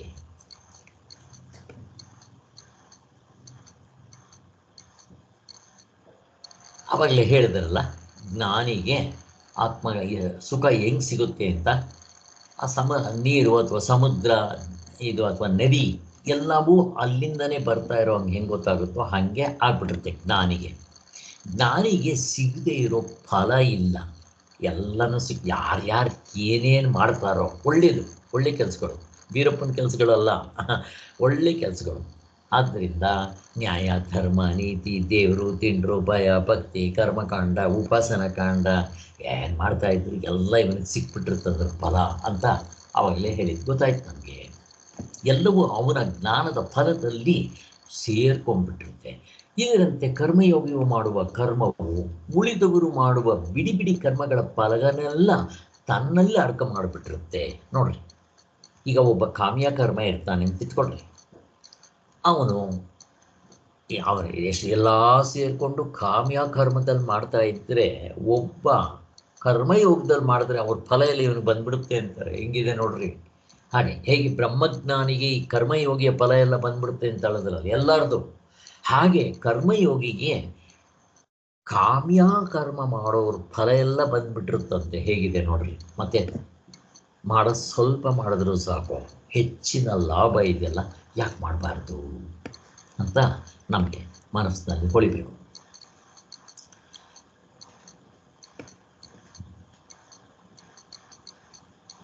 ಈ ಕಾಮ್ಯ ಕರ್ಮ ಮಾಡಿದ್ರೆ ಅದರಿಂದ ಆನಂದ ಸಿಗ್ಬೋದು, ಸಿಗದೇ ಇರ್ಬೋದು. ಅದರಲ್ಲಿ ಆನಂದಕ್ಕಿಂತ ದುಃಖವೇ ಜಾಸ್ತಿ ಇರುತ್ತೆ. ಬಟ್ ಕರ್ಮಯೋಗದಲ್ಲಿ ಹಾಗಲ್ಲ. ಕಟ್ಟಿಟ್ಟ ಬುತ್ತಿ ಆನಂದ. ಯಾಕೆ ಮಾಡಬಾರ್ದು? ಆದ್ದರಿಂದ ಕರ್ಮಯೋಗಿ ಕರ್ಮಕ್ಕೆ ಇವನು ಮಾಡೋದ್ರಿಂದ ಏನು ಲಾಭ ಆಗುತ್ತೆ? ಆನಂದ ಪಕ್ಕಕ್ಕೆ ತಿಳ್ರಿ. ಅದಕ್ಕಿಂತ ಹೆಚ್ಚಾಗಿ ಅವನ ಚಿತ್ತಶುದ್ಧಿಯ ಮೂಲಕವಾಗಿ ದೊರೆಯೋ ಆನಂದ ಹೆಚ್ಚು. ಎಲ್ಲ ಸುಖಗಳನ್ನು ಮೀರಿಸುವುದು ಹಾಗಿರುತ್ತಂತೆ. ಮತ್ತು ಕರ್ಮಯೋಗಿಗೆ ಈ ಸುಖಗಳೆಲ್ಲ ತನ್ನ ಆನಂದದಲ್ಲಿಯೇ ಸೇರಿ ಹೋಗಿರುತ್ತೆ ಅಂತ ತೃಪ್ತಿ ಇರುತ್ತಂತೆ. ಅವನಿಗೆ ಕೃತಕೃತ್ಯತನ ಆಗಿರಲ್ಲ, ಆದರೆ ಅವನು ಏನೇ ಕೆಲಸ ಮಾಡಲಿ ಆನಂದವಾಗಿರ್ತಾನೆ. ಅದರ ಫಲ ಬರಲಿ ಬರದೇ ಇಲ್ಲ, ಅವನಿಗೆ ಆ ಕಡೆ ಯೋಚನೆ ಇಲ್ಲ. ಹೀಗೆ ಸಾಂಖ್ಯ ದೃಷ್ಟಿಯಿಂದ ಜ್ಞಾನಯೋಗವನ್ನು ಹೊಂದಲಾರದ ಮುಮುಕ್ಷುಗಳು ಕರ್ಮಯೋಗದಿಂದಲೇ ಜ್ಞಾನಕ್ಕೆ ತಕ್ಕುವ ಆನಂದವನ್ನು ಪಡೆಯುವ ಉಪಾಯವನ್ನು ಕೈಗೊಂಡಿರ್ತಾರೆ. ಜ್ಞಾನಿಗೆ ಸಹಜ, ಎಫರ್ಟ್ಲೆಸ್, ಚಾಯ್ಸ್ಲೆಸ್, ಸ್ಪಾಂಟೇನಿಯಸ್. ಆದರೆ ಕರ್ಮಯೋಗಿಗೆ ಅವನಿಗೆ ಸಿಗೋ ಆನಂದದ, ಇವನು ಎಷ್ಟು ಮಾಡ್ತಾನೋ ಕರ್ಮಯೋಗ ರೂಪದಲ್ಲಿ ಕಾಸಿಗೆ ತಕ್ಕಂತೆ ಕಜ್ಜಾಯ ಇವನಿಗೂ ಸಿಗ್ತಾ ಇರುತ್ತೆ. ಈಗ ಜ್ಞಾನಿಗೆ ಹೇಗೆ ಯಾವ ಕರ್ಮವೂ ಬಂಧಕ್ಕೂ ಆಗೋದಿಲ್ಲ. ಜ್ಞಾನಿಗೆ ಕರ್ಮದ ಬಂಧನ ಆಗುತ್ತಾ? ಆಗೋದಿಲ್ಲ. ಯಾಕೆ? ಕರ್ತೃತ್ವ ಇಲ್ಲ. ಕರ್ತೃತ್ವ ಯಾವಾಗ ಇಲ್ವೋ ಅವನು ಏನೋ ಕೆಲಸ ಮಾಡಿ ಆನಂದ ಪಡೆಯೋಕ್ಕೆ ಪ್ರಯತ್ನ ಬೇಕಾಗಿಲ್ಲ. ಅವನೇ ಆನಂದ ಸ್ವರೂಪ ಆಗಿರೋದ್ರಿಂದ ಒಳಗಡೆಯಿಂದ ಆನಂದದ ಬುಗ್ಗೆ ಸಿಗ್ತಾ ಇದ್ದಾಗ ಅವನೇನೋ ಕೆಲಸ ಮಾಡಿ ಅದರಲ್ಲಿ ಜುಜುಬಿ ಆನಂದ ಪಡೆಯೋದಕ್ಕೆ ಇಷ್ಟಪಡ್ತಾನೇನೋ. ಅಲ್ಲಿಗೆ ಕರ್ತೃತ್ವವಿಲ್ಲ. ಯಾವಾಗ ಕರ್ತೃತ್ವವಿಲ್ವೋ ಭೋಕ್ತೃತ್ವವೂ ಬೇಡ. ಕರ್ತೃತ್ವ ಯಾಕಿಲ್ಲ? ಅದರ ಹಿಂದೆಗಡೆ ಹೋಗಲಿ. ಅವನಿಗೆ ಅಧ್ಯಾಸವಿಲ್ಲ, ಕಲಬೆರಕೆ ಇಲ್ಲ. ಆದ್ದರಿಂದ ಯಾವಾಗ ಅಧ್ಯಾಸ ಇಲ್ವೋ ಕಲಬೆರಕೆ ಇಲ್ಲ. ಕಲಬೆರಕೆ ಇಲ್ವೋ ಆಗ ಅವನಿಗೆ ಹಗ್ಗ ಇದ್ದಾಗೆ ಕಾಣೋ ಹಾಗೆ ಅವನಿಗೆ ಆತ್ಮಸ್ವರೂಪದ ಅರಿವಾಗ್ಬಿಟ್ಟಿದೆ. ಬ್ರಹ್ಮಜ್ಞಾನಿಗೆ ಹೇಳ್ತಾ ಇರೋದು. ಆದ್ದರಿಂದ ಅವನಿಗೆ ಕರ್ತೃತ್ವ, ಭೋಕ್ತೃತ್ವ, ಜ್ಞಾತೃತ್ವ, ಪ್ರಮಾತೃತ್ವ ಯಾವುದೂ ಇರೋಲ್ಲ. ಆದರೆ ಕರ್ಮಯೋಗಿಗೆ ಇನ್ನು ಇವೆಲ್ಲ ಇರುತ್ತೆ, ತಿನ್ನೌಟ್ ಆಗಿರುತ್ತೆ ಅಂತ ಹೇಳಿದ್ವಲ್ಲ ಹಾಗೆ. ಆದರೂ ಇವ್ರಿಗೂ ಕೂಡ ಅದು ಅಷ್ಟು ಬಂಧಕವಾಗೋದಿಲ್ಲ.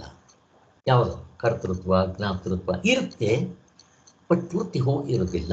ಆದರೂ ಕೂಡ ಅವನು ಫಲಾಪೇಕ್ಷೆ ಇಲ್ಲದೆ ಮಾಡ್ತಾ ಇರೋದರಿಂದ 4 ಸೇರಿಸಿ ಅವನಿಗೂ ಆನಂದ ಸಿಗ್ತಾ ಇರುತ್ತೆ. ಬ್ರಹ್ಮಜ್ಞಾನಿಗೆ ಇಲ್ಲದೆ ಇರೋಷ್ಟು ಸಿಕ್ಕಿದ್ರು ಕಡಿಮೆ ಸಿಗ್ತಾ ಇರುತ್ತೆ. ಆದರೆ ಕಾಮ್ಯ ಕರ್ಮ, ಅದಕ್ಕಿಂತ ಕೆಳಗಿನ ಕರ್ಮಗಳಿದೆಯಲ್ಲ, ಅದಕ್ಕಿಂತ ಹೆಚ್ಚು ಸಿಗ್ತಾ ಇರುತ್ತೆ. ಯಾವುದು ಕೆಳಗಿನ ಕರ್ಮಗಳು? ಸ್ವೇಚ್ಛಾ ಪ್ರವೃತ್ತಿ ಬಿಡ್ರಿ, ಅದು ಮರ್ತೋಗ್ಬಿಟ್ಟಿರ್ತಾನೆ. ಸ್ವೇಚ್ಛಾ ಪ್ರವೃತ್ತಿ ಫಸ್ಟ್ ಬಿಟ್ಬಿಡ್ಬೇಕು. ಅವನಿಗೆ ಏನೋ ಒಂದು ಆನಂದ ಸಿಗುತ್ತಲ್ಲ, ಅವನು ನಿಜವಾಗ್ಲೂ ಆನಂದ ಸಿಗೋದೇ ಇಲ್ಲ ಸ್ವೇಚ್ಛಾ ಪ್ರವೃತ್ತಿಯಿಂದ ಮಾಡೋವನಿಗೆ. ಇನ್ನು ಏನು ನೆಕ್ಸ್ಟು? ನ್ಯಾಯ, ಧರ್ಮ, ನೀತಿ, ಅವನಿಗೇನೋ ಆನಂದ ಸಿಗುತ್ತಲ್ವ. ಅದರ ಜೊತೆಗೆ ಧರ್ಮರಾಯವರು ಧರ್ಮವನ್ನು ಪಾಲನೆ ಮಾಡಿ ಹೋಗ್ತಾ ಇದ್ರಲ್ಲ, ಅವ್ರಿಗೆ ಸಿಗ್ತಾ ಇತ್ತಲ್ಲ ಆನಂದ. ಅದಾದ ಮೇಲೆ ನಿತ್ಯ ಕರ್ಮಗಳಾದ ಮೇಲೆ ಇವಾಗ ಕರ್ಮಯೋಗ ಲೆಕ್ಕ ಹಾಕೊಳ್ರೆ ಆ ಕೆಳಗಡೆ ಇರೋವ್ರದ್ದೆಲ್ಲ ಇವನಿಗೆ ಸಿಕ್ಬಿಟ್ಟಿರುತ್ತೆ. ಆದರೂ ಬ್ರಹ್ಮಜ್ಞಾನಿಗಿಂತ ಕಡಿಮೆ. ಅದು ನಮ್ಗೆ ಅರ್ಥ ಆಯಿತು.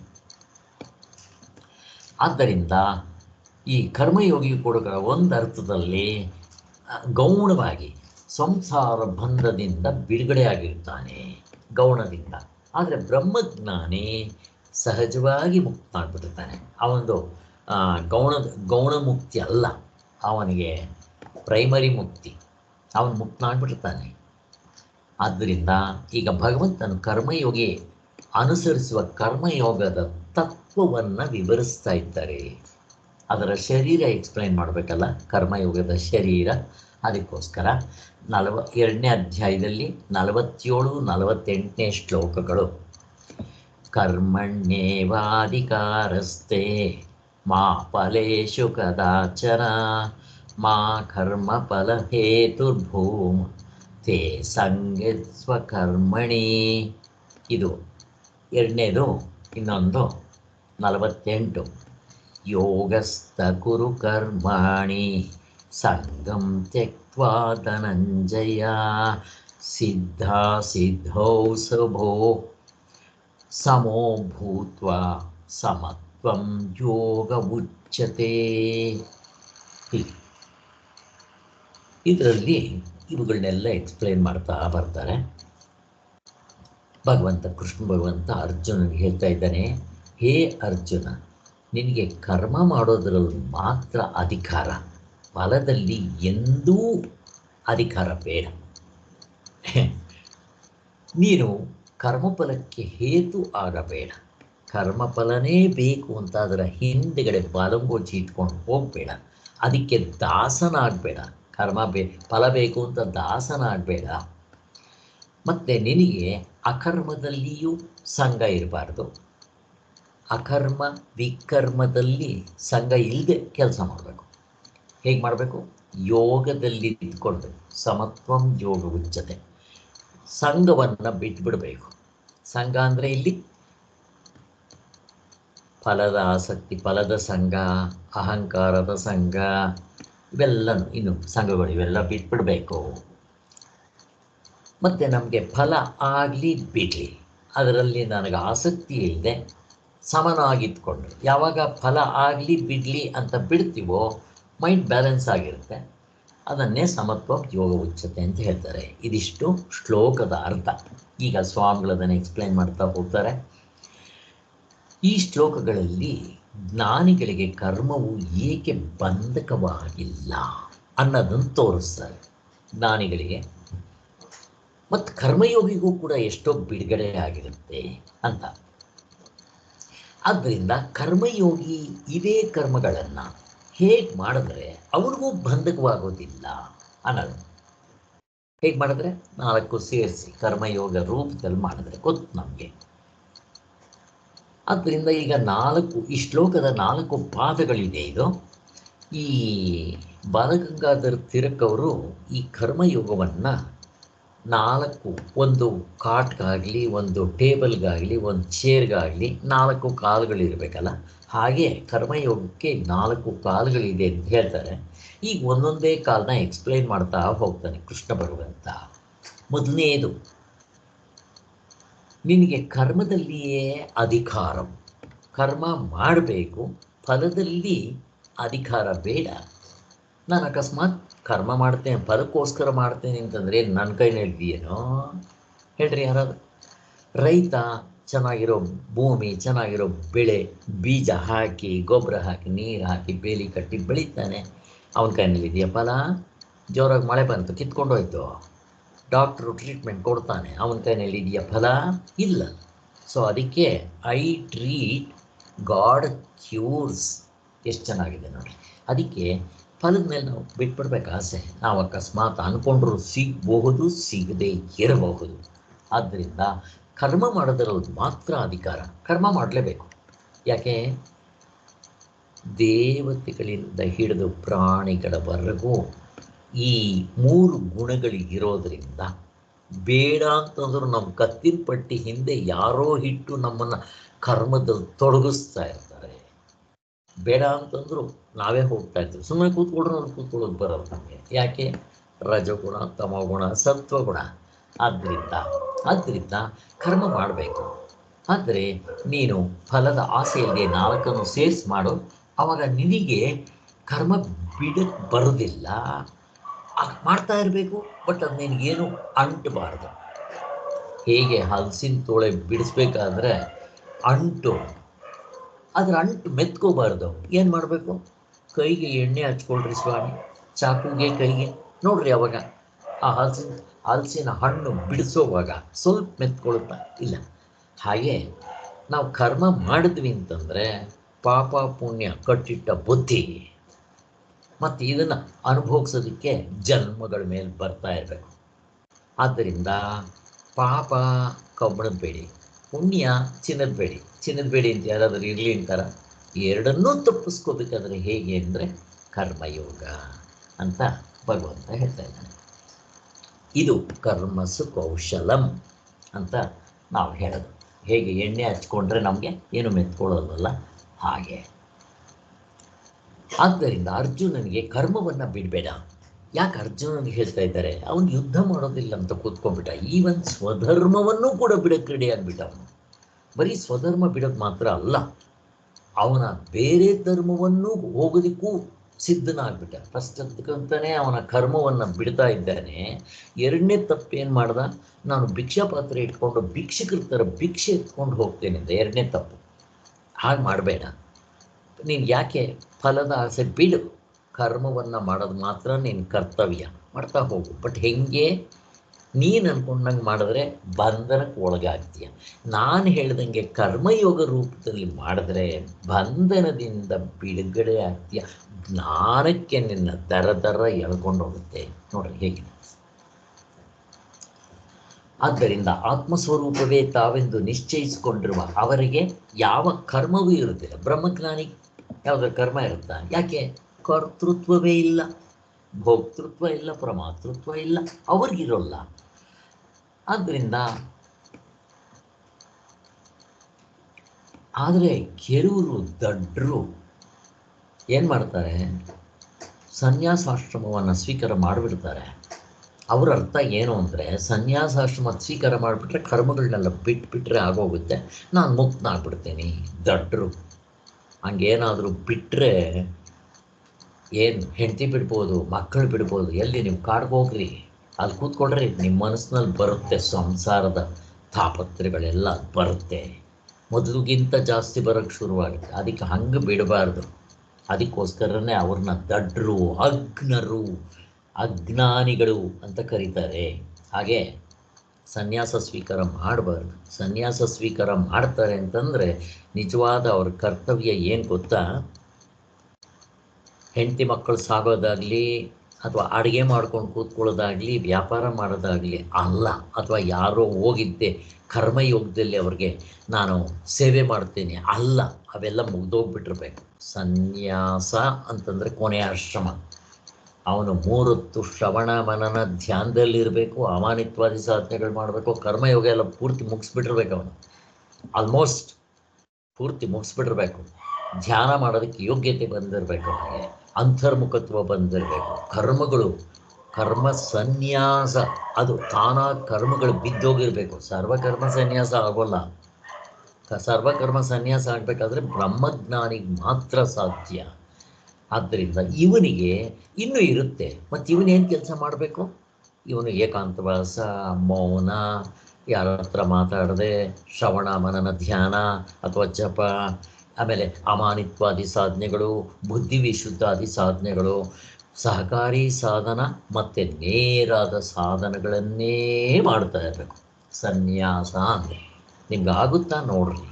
ಆದರೆ ನೀವು ಸನ್ಯಾಸಿಗಳಂತ ಬಟ್ಟೆ ಬದಲಾಯಿಸ್ಕೊಳ್ಳೋದಲ್ಲ. ಮತ್ತು ಸನ್ಯಾಸ ಅಂದರೆ ಬ್ರಹ್ಮಚರ್ಯ ವ್ರತ ಮಾಡಬೇಕು. ತುಂಬ ಇದು ಸಂಸಾರದಲ್ಲಿ ಇರ್ರಿ, ರಾಮಕೃಷ್ಣ ಪರಮಹಂಸರು ಇದ್ದಂಗೆ. ಆದರೆ ಬ್ರಹ್ಮಚರ್ಯ ಪಾಲನೆ ಮಾಡ್ತಾಯಿದ್ರು. ಹಾಗಿದ್ದೀವ ನೋಡ್ರಿ. ಇದೆಲ್ಲ ಆಗದೆ ಇದ್ದರೆ ಮೋಕ್ಷ ಆಗೋದಿಲ್ಲ ಸ್ವಾಮಿ. ಚೆನ್ನಾಗಿ ಅರ್ಥ ಮಾಡ್ಕೋಬೇಕು ನಾವು. ಆದ್ದರಿಂದ ಸುಮ್ಮನೆ ಕರ್ಮವನ್ನು ತ್ಯಾಗ ಬಿಟ್ಬಿಟ್ಟು ಹೋಗ್ಬಿಟ್ರೆ ಅದು ಸನ್ಯಾಸ ಅಲ್ಲ ಅಂತ ಹೇಳ್ತಾ ಇದ್ದಾರೆ. ಯಾರಿಗೆ ಕರ್ತೃತ್ವ ಬುದ್ಧಿಯು ಬಲವಾಗಿರುವುದೋ, ಕರ್ತೃತ್ವ ಬುದ್ಧಿ ಬಲವಾಗಿದೆ ಅಂದರೆ ಅರ್ಥ ಏನು? ಅವನಲ್ಲಿ ರಜೋಗುಣ ತಾಂಡವಾಡ್ತಾ ಇದೆ. ಲೆಕ್ಕ ಹಾಕ್ಕೊಳ್ರಿ. ರಜೋಗುಣ ಇದ್ದು ಅವನಿನ್ನೂ ಸತ್ವಗುಣಕ್ಕೆ ಬಂದಿಲ್ಲ. ಇನ್ನು ಗುಣಾತೀತ ಯಾವಾಗದು? ಅದಕ್ಕೋಸ್ಕರ ಸನ್ಯಾಸಿ ಅಂತಂದರೆ ಅವನು ಸತ್ವಗುಣಕ್ಕೆ ಬಂದುಬಿಟ್ಟಿರಬೇಕು. ಸನ್ಯಾಸ ದೀಕ್ಷೆ ತಗೊಳ್ಳೋ ಅಷ್ಟೊತ್ತಿಗೆ ನಾವು ಚೆಕ್ ಮಾಡ್ಕೋಬೇಕು, ನಾನು ಯಾವ ಗುಣ ಇದೆ ಅಂತ ಗೊತ್ತಾಗುತ್ತೆ. ನಮಗೆ ಗೊತ್ತಾಗುತ್ತೆ. ಸ್ವಲ್ಪ ನೀವು ಅಭ್ಯಾಸ ಮಾಡೋದು, ಓದೋದು ಇವೆಲ್ಲ ಮಾಡಿಕೊಂಡಾಗ ನನ್ನಲ್ಲಿ ಯಾವ ಗುಣ ಇದೆ ಅವ್ರವ್ರಿಗೆ ಗೊತ್ತಾಗುತ್ತೆ. ಅಥವಾ ಯಾರ ಜೊತೆಲ್ಲಾದರೂ ಒಂದು, ಎಲ್ರಿಗೂ ಗೊತ್ತಾಗಲ್ಲ ಅದು, ಗೊತ್ತಿರೋಂಥವ್ರ ಜೊತೆಯಲ್ಲಿ ಒಂದು 15 ದಿವಸ, 1 ತಿಂಗಳೋ 2 ತಿಂಗಳೋ, ಅವರ 3 ತಿಂಗಳೋ 4 ತಿಂಗಳೋ ಅವ್ರ ಜೊತೆಯಲ್ಲಿ ಇತ್ತು ಅಂದರೆ ಇವ್ರದ್ದು ಎಂಥ ಗುಣ ಅಂತ ಬಂಡವಾಳ ಗೊತ್ತಾಗ್ಬಿಡುತ್ತೆ. ಮುಕ್ತರಾಗದ ಆಮೇಲೆ ಗುಣ ಯಾವುದು, ಇನ್ನೂ ಇವರು ಸತ್ವಗುಣದಲ್ಲೇ ಇದ್ದಾರಾ, ತಮಗುಣದಲ್ಲಿ ಇದ್ದಾರಾ, ರಜಗುಣದಲ್ಲಿ ಇದ್ದಾರಾ, ಸ್ಪಷ್ಟವಾಗಿ ಗೊತ್ತಾಗ್ಬಿಡುತ್ತೆ ಸ್ವಲ್ಪ ಸಾಧನೆ ಮಾಡಿದ್ದವರಿಗೆ. ಆದ್ದರಿಂದ ಕರ್ತೃತ್ವ ಬುದ್ಧಿ ಬಲವಾಗಿರೋರಿಗೆ ರಜಸ್ಸು ತಮಸ್ಸು ಇದ್ದೇ ಇರುತ್ತೆ. ಆದ್ದರಿಂದ ಪ್ರಕೃತ ಜನರು ಸುಮ್ಮನೆ ಕರ್ಮ ಸನ್ಯಾಸ ಮಾಡಬಾರ್ದು, ಸನ್ಯಾಸ ತೊಗೊಂಬಿಡೋದು ಅವೆಲ್ಲ ಮಾಡೋಕ್ಕೆ ಹೋಗಬಾರ್ದು. ಅಂಥವರಿಗೆ ಮತ್ತೇನು ಮಾಡಬೇಕು, ಕರ್ಮದಲ್ಲಿ ಶ್ರೇಯಸ್ಸು. ಅಂಥವರು ಕರ್ಮ ಯೋಗವನ್ನು ಮಾಡಬೇಕು. ಅದು ಆಗದೇ ಇದ್ದರೆ ನಿತ್ಯ ಕರ್ಮಗಳು ಮಾಡಬೇಕು. ಅದು ಆಗದೇ ಇದ್ದರೆ ಧರ್ಮ ಇವುಗಳನ್ನ ಪಾಲನೆ ಮಾಡ್ತಾರೆ ಕೆಳಗಡೆ ಮಟ್ಟದ್ದು. ಈಗ ಎರಡನೇದು, ಆ ಮಂತ್ರದಲ್ಲಿ 4 ಎಕ್ಸ್ಪ್ಲೈನ್ ಮಾಡಬೇಕಲ್ಲ ಕಾಲಗಳು. ಈಗ ಎರಡನೇದು, ಫಲಗಳಲ್ಲಿ ಅಧಿಕಾರ ಇರಬಾರ್ದು. ಮೊದಲನೇದು ಯಾವುದು, ಕರ್ಮ ಮಾಡೋದ್ರಲ್ಲಿ ಅಧಿಕಾರ, ಫಲದಲ್ಲಿ ನಿನಗೆ ಅಧಿಕಾರ ಇರಬಾರ್ದು. ಈಗ ಎರಡನೇದರಲ್ಲಿ ಫಲ ನಾವು ಎಕ್ಸ್ಪೆಕ್ಟ್ ಮಾಡಬಾರ್ದು. ಹಾಗೆ ಇದು ಎರಡನೇದು. ಆ ಕರ್ಮಯೋಗದಲ್ಲಿರೋ 4 ಕಾಲಗಳಲ್ಲಿ ಎರಡನೇ ಕಾಲು ಇದು. ಮತ್ತೊಂದು ಎಚ್ಚರಿಕೆಯ ಮಾತು ಯಾರಿಗೆ, ಅಜ್ಞರಿಗೆ. ನಾವು ಕರ್ಮ ಯಾಕಪ್ಪ ಮಾಡ್ತೀವಿ? ಸುಮ್ಮನೆ ಯಾರಾದರೂ ಕರ್ಮ ಮಾಡ್ತಾರಾ? ನಮಗೇನು ಬಿಟ್ಟಿ ಕೆಲಸ ಮಾಡ್ತೀವ? ಇಲ್ಲ, ನಮ್ಗೆ ಫಲ ಬೇಕು. ಕೆಲಸ ಮಾಡಿದ್ರೆ ಏನು ಕೊಡ್ತೀಯಾ ಅಂತ ಕೇಳ್ತೀವಲ್ಲ. ಹಾಗೆ ಒಬ್ಬನಿಗೆ ಹೆಂಡತಿ ಇದ್ದಂತೆ, ಅವಳು ಏನು ಕೆಲಸ ಹೇಳಿದ್ರು ನನಗೇನು ಕೊಡ್ತೀಯಾ ಅಂತ ಕೇಳ್ತಾ ಇದ್ಲಂತ. ಅವನ ಗಂಡ ಪಾಪ ಏನಾದರೂ ಕೊಡ್ತೀನಿ ಅಂತ ಹೇಳೋ, ಸೀರೆ ತಂದು ಕೊಡ್ತೀನಿ, ಅದು ತಂದು ಕೊಡ್ತೀನಿ, ಪ್ರತಿ ಸಾರಿ ಏನಾದರೂ ಒಂದು ಕೊಟ್ಟು ಕೆಲಸ ಮಾಡಿಸ್ಕೊಡ್ತಾ ಇದ್ದಂತೆ. ಹೀಗಿರ್ತಾರೆ ಕೆಲವರು, ಫಲಕ್ಕಾಗಿ ಮಾಡ್ತಾರೆ, ಇಲ್ಲ ಯಾಕೆ ಮಾಡಲಿ ಅಂತಿರ್ತಾರೆ. ಆದರೆ ಅವ್ರಿಗೆ ಗೊತ್ತಿಲ್ಲ, ಕರ್ಮವನ್ನು ಮಾಡುವುದರಿಂದಲೇ ಶ್ರೇಯಸ್ಸು, ಅಂದರೆ ಕರ್ಮಫಲವನ್ನು ಅನುಭವಿಸುವ ಶ್ರೇಯಸ್ಕರವೆಂದು ಹೇಳಿದಂತೆ ಆಯಿತು ಎಂದು ಸಾಮಾನ್ಯ ಬುದ್ಧಿಯವರಿಗೆ ತೋಚುತ್ತದೆ. ಸಾಮಾನ್ಯ ಬುದ್ಧಿಯವರಿಗೆ ಏನಾದರೂ ಫಲ ಇರಬೇಕು, ಇಲ್ಲದೆ ಇದ್ದರೆ ಯಾಕೆ ಮಾಡಲಿ ಕರ್ಮ, ನನಗೇನು ತೀಟೆನಾ ಅಂತಾರೆ ಅವರು. ಅದಕ್ಕೋಸ್ಕರನೇ ಶಾಸ್ತ್ರದಲ್ಲೂ ಕೂಡ ಕರ್ಮಕಾಂಡದಲ್ಲಿ ಕಾಮ್ಯ ಕರ್ಮಗಳನ್ನು ಹೇಳಿದ್ದಾರೆ. ಇಂಥ ಕರ್ಮವನ್ನು ಮಾಡು, ಇಂಥ ಫಲ ಬರುತ್ತೆ ಅಂತ ಹೇಳಿರ್ತಾರೆ. ಆದರೆ ಕರ್ಮವನ್ನು ಮಾಡಿ ಅಂಥ ಫಲನ ಪಡೆಯೋದು ತಪ್ಪಲ್ಲ. ಮತ್ತು ಇಲ್ಲಿ ಯಾಕೆ ಫಲವನ್ನು ಇಲ್ಲದೆ ಕರ್ಮಯೋಗ ಮಾಡಿ ಅಂತಾರೆ ಅಂದರೆ, ನಾವು ಮುಕ್ತರಾಗಬೇಕು, ಹುಟ್ಟು ಸಾವುಗಳಿಂದ ತಪ್ಪಿಸ್ಕೋಬೇಕು ಅನ್ನೋದಕ್ಕೋಸ್ಕರ ಹೇಳಿರೋದು. ಮುಕ್ತರಾಗೋದು ಇಲ್ಲಿ ಇಂಪಾರ್ಟೆಂಟ್ ಅಲ್ವಾ, ಜ್ಞಾನಿ ಆಗೋದು ಇಂಪಾರ್ಟೆಂಟ್ ಅಲ್ವಾ. ಅದಕ್ಕೋಸ್ಕರ ಉಪನಿಷತ್ತುಗಳು, ಭಗವದ್ಗೀತೆ, ಸೂತ್ರ ಭಾಷ್ಯ ಅಥವಾ ವೇದಗಳು ಯಾತಕ್ಕೋಸ್ಕರ ಬಂದಿದೆ? ಮುಕ್ತನ ಆಗೋದಕ್ಕೋಸ್ಕರ. ಅವುಗಳ ಗುರಿಯೇ ಅದು. ಹಾಗೆ ಆದರೆ ನಾವು ನೋಡಿಕೊಂಡು ಎಲ್ಲಿದ್ದೀವಿ ಅಲ್ಲಿಂದ ಮುಂದಕ್ಕೆ ಹೋಗ್ತಾ ಇರಬೇಕು.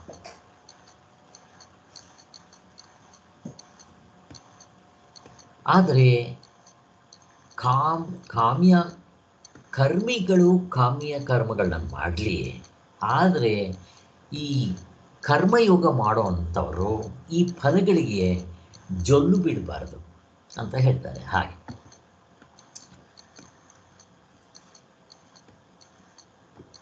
ಆದರೆ ಈ ಕಾಮ್ಯ ಕರ್ಮಗಳನ್ನು ಕೆಲವು ಸಾರಿ ನಿಂದಿಸ್ತಾರೆ, ಕರ್ಮಯೋಗವನ್ನು ಹೊಗಳೋದಕ್ಕೋಸ್ಕರ. ಬಟ್ ಅದು ತಪ್ಪಂತ ಅಲ್ಲ. ಆದರೆ ಯಾರು ಈ ಫಲಗಳಿಗೆ ಆಸೆ ಪಟ್ಟು ಕೆಲಸ ಮಾಡ್ತಾರೋ ಅವರು ಕರ್ಮಕ್ಕೆ ಆಳಾಗಿರ್ತಾರೆ, ಅಡಿಯಾಳಾಗಿರ್ತಾರೆ.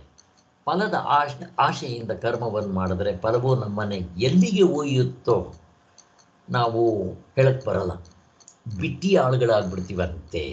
ಅದಕ್ಕೋಸ್ಕರ ಸ್ವಾಮಿಗಳು ಒಂದು ಎಕ್ಸಾಂಪಲ್ ಕೊಡ್ತಾರೆ.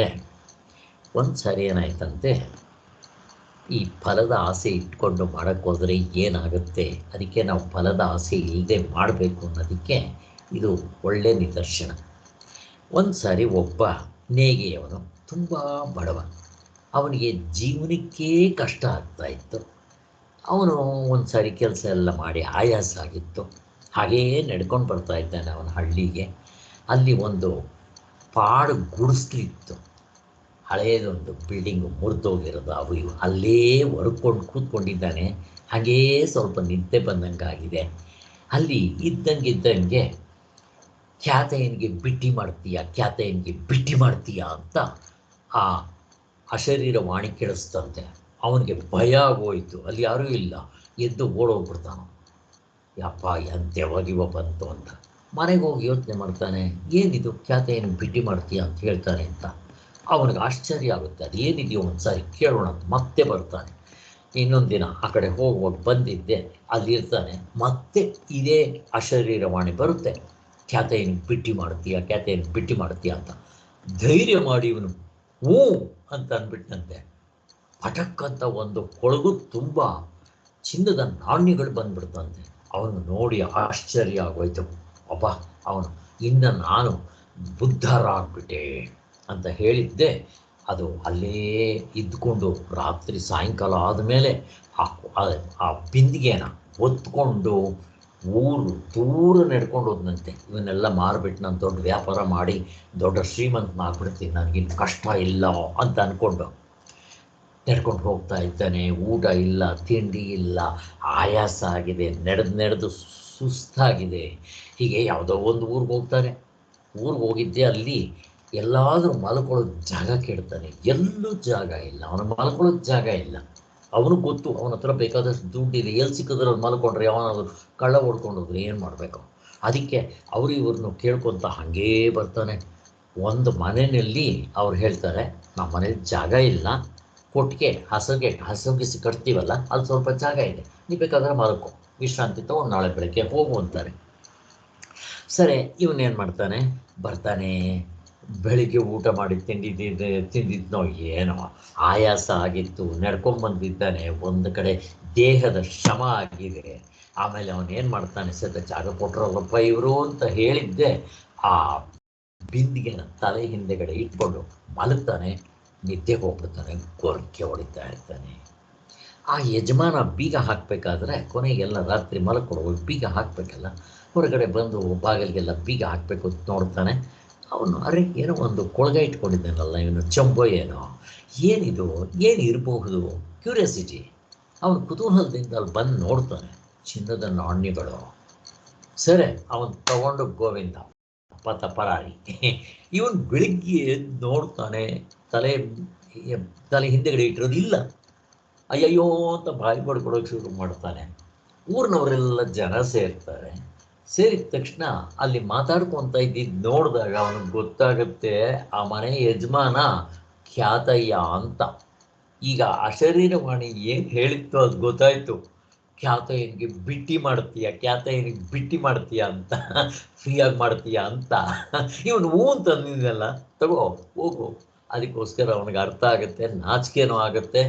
ಅಷ್ಟೇ, ನಾವು ಈ ಪ್ರಪಂಚದಲ್ಲಿ ಕೆಲಸಗಳು ಮಾಡ್ತೀವಿ ನೋಡ್ರಿ, ಕಾಮ್ಯ ಕರ್ಮದಿಂದ. ನಾವು ಅಷ್ಟೇ ಇದೇ ಕೆಲಸ ಮಾಡ್ತಾ ಇರೋದು, ನಾವು ಬಿಟ್ಟಿ ಮಾಡ್ತಾ ಇದ್ದೀವಿ ಅಂತ. ಅದಕ್ಕೋಸ್ಕರನೇ ನಾನು ಯಾವಾಗಲೂ ಒಂದು ಎಕ್ಸಾಂಪಲ್ ಕೊಡ್ತೀನಿ. ಏನು ಎಕ್ಸಾಂಪಲ್ ಗೊತ್ತಾ? ಬೆಟ್ಟಕ್ಕೆ ಕಲ್ಲು ಎತ್ತಾಕೋದು. ಯಾರೋ ಬೆಟ್ಟಕ್ಕೆ ಕಲ್ಲೆತ್ತಾಗ್ತಾ ಇದ್ದಂತೆ, ಅವನು ಕೇಳಿದ್ರಂತೆ, ಅಲ್ಲ ಕಣೋ ಬೆಟ್ಟಕ್ಕೆ ಕಲ್ಲೆತ್ತಾಗ್ತಾ ಇದ್ದೀವ ಅಂತ. ಹ್ಞೂ ಅನ್ನಂತೆ. ದಡ್ಡ, ಬೆಟ್ಟದಿಂದನೇ ಕಲ್ಲು ತರೋದು, ನೀನೇನು ತಗೊಂಡೋಗ ಅಲ್ಲಿಗೆ ಹಾಕ್ತಾ ಇದೆಯಾ ಅಂತ. ಅವನು ನೋಡಿದಾಗ ದಡ್ಡ ಅಂತ ನಮಗೂ ಅನಿಸುತ್ತೆ, ಬಟ್ ನಾವು ಮಾಡ್ತಾ ಇರೋ ಕೆಲಸ ಅದೇ. ಆದ್ದರಿಂದ ಮಾಡಿದ್ದೇ ಮಾಡಿ, ಹುಟ್ಟೋದು ಸಾಯೋದು, ಸೈಕಲ್ಗೆ ಸಿಕ್ಕಾಕೊಂಡು ಸಾಯ್ತಾ ಇದ್ದೀವಲ್ಲ, ಇದರಿಂದ ಬಿಡುಗಡೆ ಆಗಬೇಕು ಅಂತ ನಮ್ಗೆ ಯಾವಾಗ ತೋಚಿದೆ ಅಂತ. ಸೊ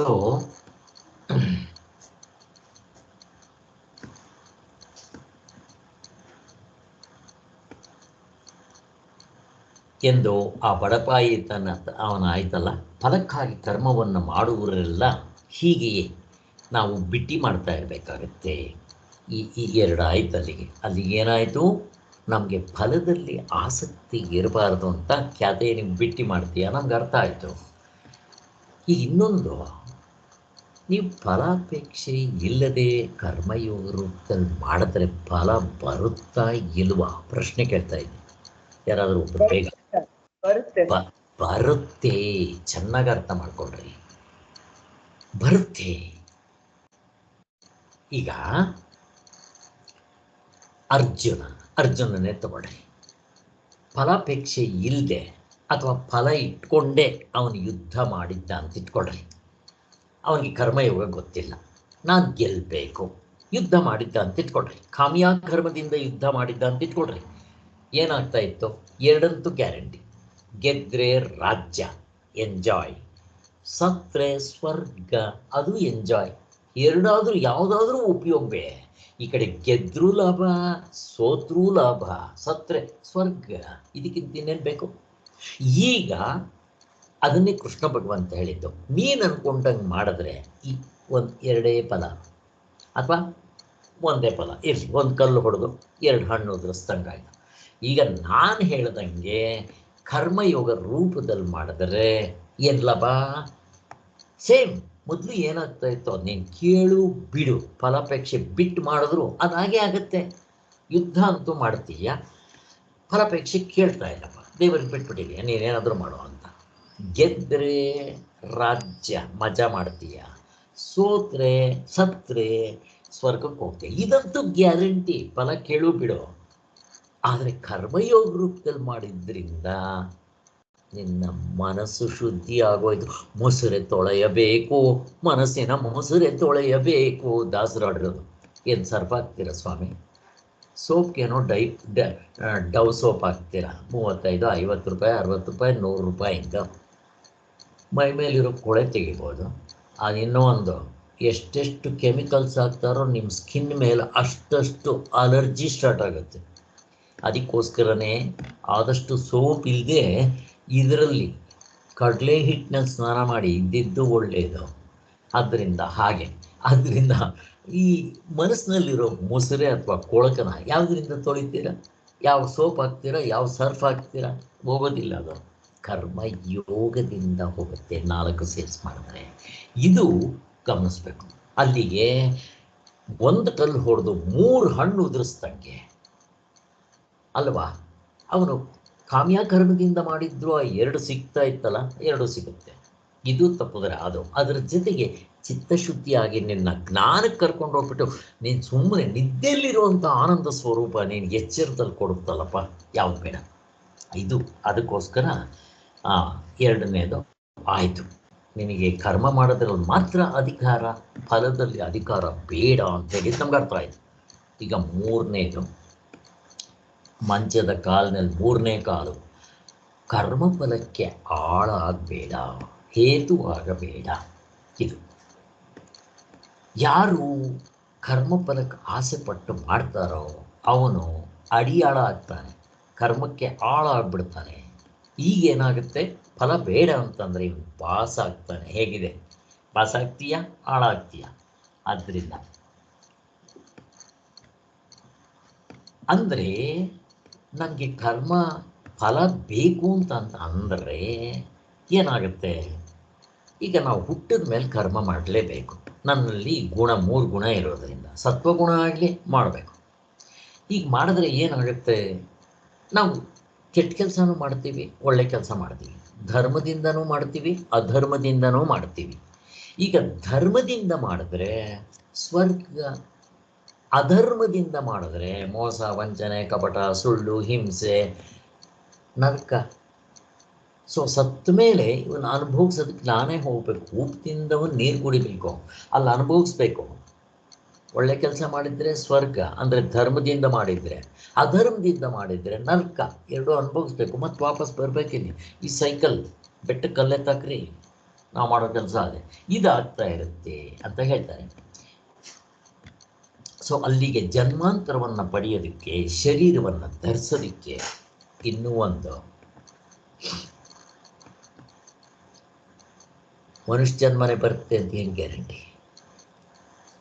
ನಾಯಿನೋ, ಕತ್ತೇನೋ, ಹಂದಿನೋ, ಇರುವೆನೋ, ಕುಪ್ಪಟ, ಸೊಳ್ಳೆ ಆಗಿಬಿಟ್ರೆ ಏನು ಮಾಡ್ತೀರಾ? ಇರುವೆಗಳು ನೆಲದ ಮೇಲೆ ಹೋಗ್ತಾ ಇರುತ್ತೆ. ನಮಗೆ ನೋಡ್ಕೊಂಡು ಹೋಗೋಕ್ಕಾಗುತ್ತೇನೋ, ಆಗೋದಿಲ್ಲ. ಬ್ಯಾಕ್ಟೀರಿಯಾ ಆದರೆ ನಾನು ಒಲೆ ಹಚ್ಚಿದ್ರೆ ಕಾಫಿ ಮಾಡ್ಕೊಳ್ಳೋಕ್ಕೆ ಎಷ್ಟು ಬ್ಯಾಕ್ಟೀರಿಯಾಗಳು ಸತ್ತೋಗುತ್ತೋ, ನೀವು ಮೊಸರು ಮಾಡಬೇಕಾದ್ರೆ ಎಷ್ಟು ಬ್ಯಾಕ್ಟೀರಿಯಾಗಳು ಸತ್ತೋಗುತ್ತೋ, ಹೇಗಿದೆ ನೋಡ್ರಿ. ಆದ್ದರಿಂದ ನಮ್ಮ ಕೈನಲ್ಲಿರೋದಿಲ್ಲ. ಆದ್ದರಿಂದಲೇ ಮಾನವ ಜನ್ಮ ಬರು ದೊಡ್ಡದು, ವ್ಯರ್ಥ ಮಾಡಿಕೊಳ್ಳದಿರಿ ಹುಚ್ಚಪ್ಪದಿರ ಅಂತ ದಾಸರು ಪಾಪ ನಮಗೆ ಕಳಕಳಿಯಿಂದ ಹೇಳ್ತಾರೆ. ನಮ್ಗೆ ಅದರ ಪ್ರಜ್ಞೆನೇ ಇಲ್ಲ. ಆದ್ದರಿಂದ ನಾವು ಮತ್ತೆ ಮನುಷ್ಯನಾಗ ಆಗ್ತೀವಿ ಅನ್ನೋದಕ್ಕೆ ಏನು ಪ್ರೂಫು? ಎಂಥ ಜಡಭರತನ ಕೈನಲ್ಲಿ ಜಿಂಕೆ ಮಾಡಿಸ್ಬಿಟ್ನಲ್ಲಪ್ಪ, ಜಿಂಕೆ ಆಗಿಬಿಟ್ಬಿಟ್ಟ ನೆಕ್ಸ್ಟ್ ಜನ್ಮದಲ್ಲಿ ಅಂತ ಅಜಮಿಳ.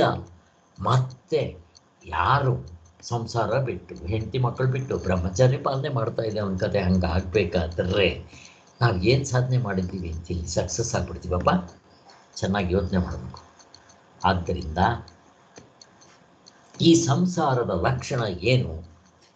ಸಂಸಾರ ಪಾಪ ಪುಣ್ಯ ನಮಗೆ ಸಂಸಾರ ತಗೊಂಡು ಹಾಕುತ್ತೆ. ಮತ್ತು ಈ ಸಂಸಾರದ ಲಕ್ಷಣ ಏನು? ಪುನರಪಿ ಜನನಂ ಪುನರಪಿ ಮರಣಂ ಜಠರೇ ಶಯನೆ. ಮತ್ತೆ ಗರ್ಭಕೋಶದಲ್ಲಿ ಬಂದು ಸೇರ್ತಾರೆ. ಆಯಿತು, ಅದನ್ನು ಏನಂತ ಕರೀತಾರೆ? ಜನ್ಮ ಮೃತ್ಯು ಜರ ವ್ಯಾಧಿ ದುಃಖ ದೋಷಾನು ದರ್ಶನ ಮೆಲುಕಾಗ್ತಾ ಇರ್ಬೇಕು ಪ್ರತಿದಿನ. ಜನ್ಮ ಹುಟ್ಟುವಾಗ ನರಕ. ಯಾಕೆ? ತಾಯಿಯ ಗರ್ಭದಲ್ಲಿ 9 ತಿಂಗಳು ಏನು ಆರಾಮಾಗಿ ಚೇರ್ ಮೇಲೆ ಕಾಲು ಹಾಕೊಂಡು ಸೋಫಾ ಮೇಲೆ ಕೂತ್ಕೊಂಡು ಕಾಲಲ್ಲಿ ಆಡಿಸ್ಕೊಂಡು ಕೂತ್ಕೊಂತಾರ? ಮುದುರ್ಕೊಂಡು ಹೀಗೆ 9 ತಿಂಗಳು ಆ ಕಸದಲ್ಲಿ ಇರಬೇಕು. ಖುಷಿನ ದೇವರು ಮನಸ್ಸಿಗೆ ಮೆಮರಿ ಕೊಡ್ತಾನಂತೆ. ಆಗ ಅನ್ಸ್ಬಿಡುತ್ತಂತೆ, ಪರಮಾತ್ಮ ಇದೊಂದು ಚಾನ್ಸ್ ಕೊಟ್ಬಿಡು, ಇನ್ನು ಮತ್ತೆ ಈ ಕಡೆ ಬರೋದಿಲ್ಲ ಜೈಲಿಗೆ ಅಂತ ಅನಿಸುತ್ತಂತೆ. ಎಲ್ಲಿವರೆಗೂ? ಹುಟ್ಟೋವರೆಗೂ. ಹುಟ್ಟಿದ ಮೇಲೆ ಮತ್ತೆ ಯಥಾ ಪ್ರಕಾರ ನಾಯಿ ಬಾಲು ಡೊಂಕೆ ಹಂಗಾಗ್ಬಿಡುತ್ತಂತೆ. ಇದು ಜನ್ಮ. ಇನ್ನು ಸಾವಂತೂ ನೋಡಿರ್ತೀವಿ ನಾವು.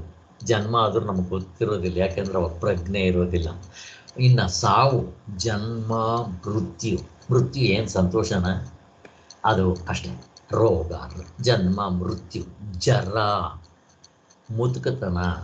ವಯಸ್ಸಾದ ಮೇಲೆ ಎಲ್ಲ ಇಂದ್ರಿಯಗಳು, ಕರ್ಮೇಂದ್ರಿಯಗಳು, ಶರೀರದಲ್ಲಿ ಶಕ್ತಿ ಬಲ ವೀರ್ಯ ಎಲ್ಲ ಕಡಿಮೆ ಆಗುತ್ತೆ. ಮತ್ತು ಇವು ರೋಗ ರುಜಿನಗಳು. ಜನ್ಮ ಮೃತ್ಯು ಜರ ವ್ಯಾಧಿ. ಈ ವ್ಯಾಧಿಯಿಂದ ನಮಗೆ ರೋಗ ರುಜಿನಗಳು ಹಿಂಡ್ತಾ ಇರುತ್ತೆ. ವಾತ ಪಿತ್ತ ಕಫ. ಏನು ಖುಷಿನ ಇದು?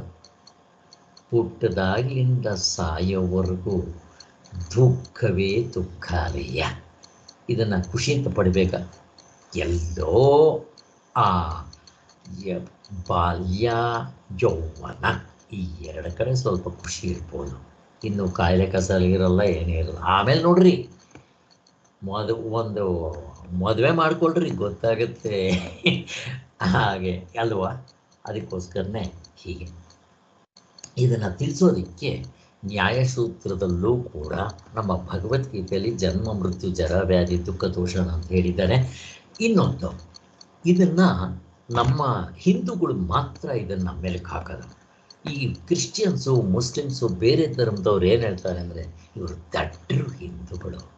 ಹುಟ್ಟಿದ ತಕ್ಷಣ ನಾವು ಕೇಕ್ ಕಟ್ ಮಾಡ್ತೀವಿ, ಇವರು ಗೊಳೋ ಅಂತ ಆಳ್ತಾರಂತೆ ಅಂತ ಹೇಳ್ತಾರೆ ಅವರು. ಹುಟ್ಟಿದ ತಕ್ಷಣ ಮಗು ನಗುತ್ತೇನೋ, ಆಳುತ್ತೆ ಅಂತ, ಇಲ್ದಿದ್ರೆ ಸತ್ತೋಗುತ್ತೆ ಅಂತ. ಆದ್ದರಿಂದ ಅವ್ರು ಕೇಕ್ ಕಟ್ ಮಾಡ್ತಾರೆ. ಆದ್ದರಿಂದ ಅವ್ರು ಹೇಳೋದು, ಈ ಹಿಂದೂಗಳು ಗೊತ್ತಿಲ್ಲ ಯಾವ್ದು ಹೆಂಗೆ ಅಂತ. ನಮ್ಮ ಹಿಂದೂ ಧರ್ಮ ಋಷಿಮುನಿಗಳು ಕೊಟ್ಟಂಥ ಕೊಡುಗೆ ಹೇಗೆ ಮೆಲ್ಕಾಗ್ತೀವಿ ನೋಡ್ರಿ. ಅಲ್ಲಿಂದ ಶುರುವಾಗುತ್ತೆ ನಮ್ಮ ಪಾಠ. ಮತ್ತೆ ಈ ಜೈಲಿಗೆ ಬರೋದು ಬೇಡ ಅಂತ.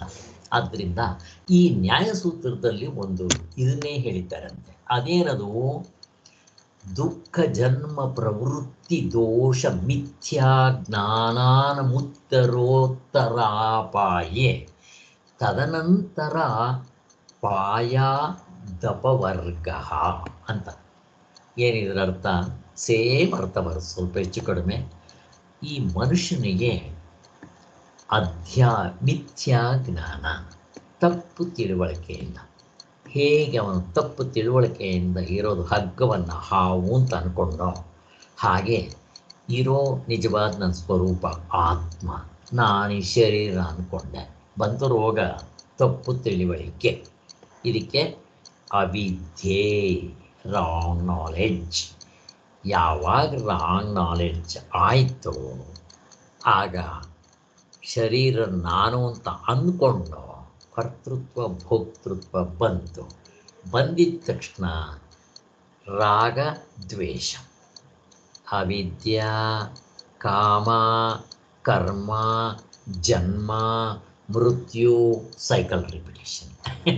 ಹೇಗಿದೆ ನೋಡ್ರಿ, ರಾಗದ್ವೇಷಗಳು ಗಂಡು ಬೀಳುತ್ತಂತೆ.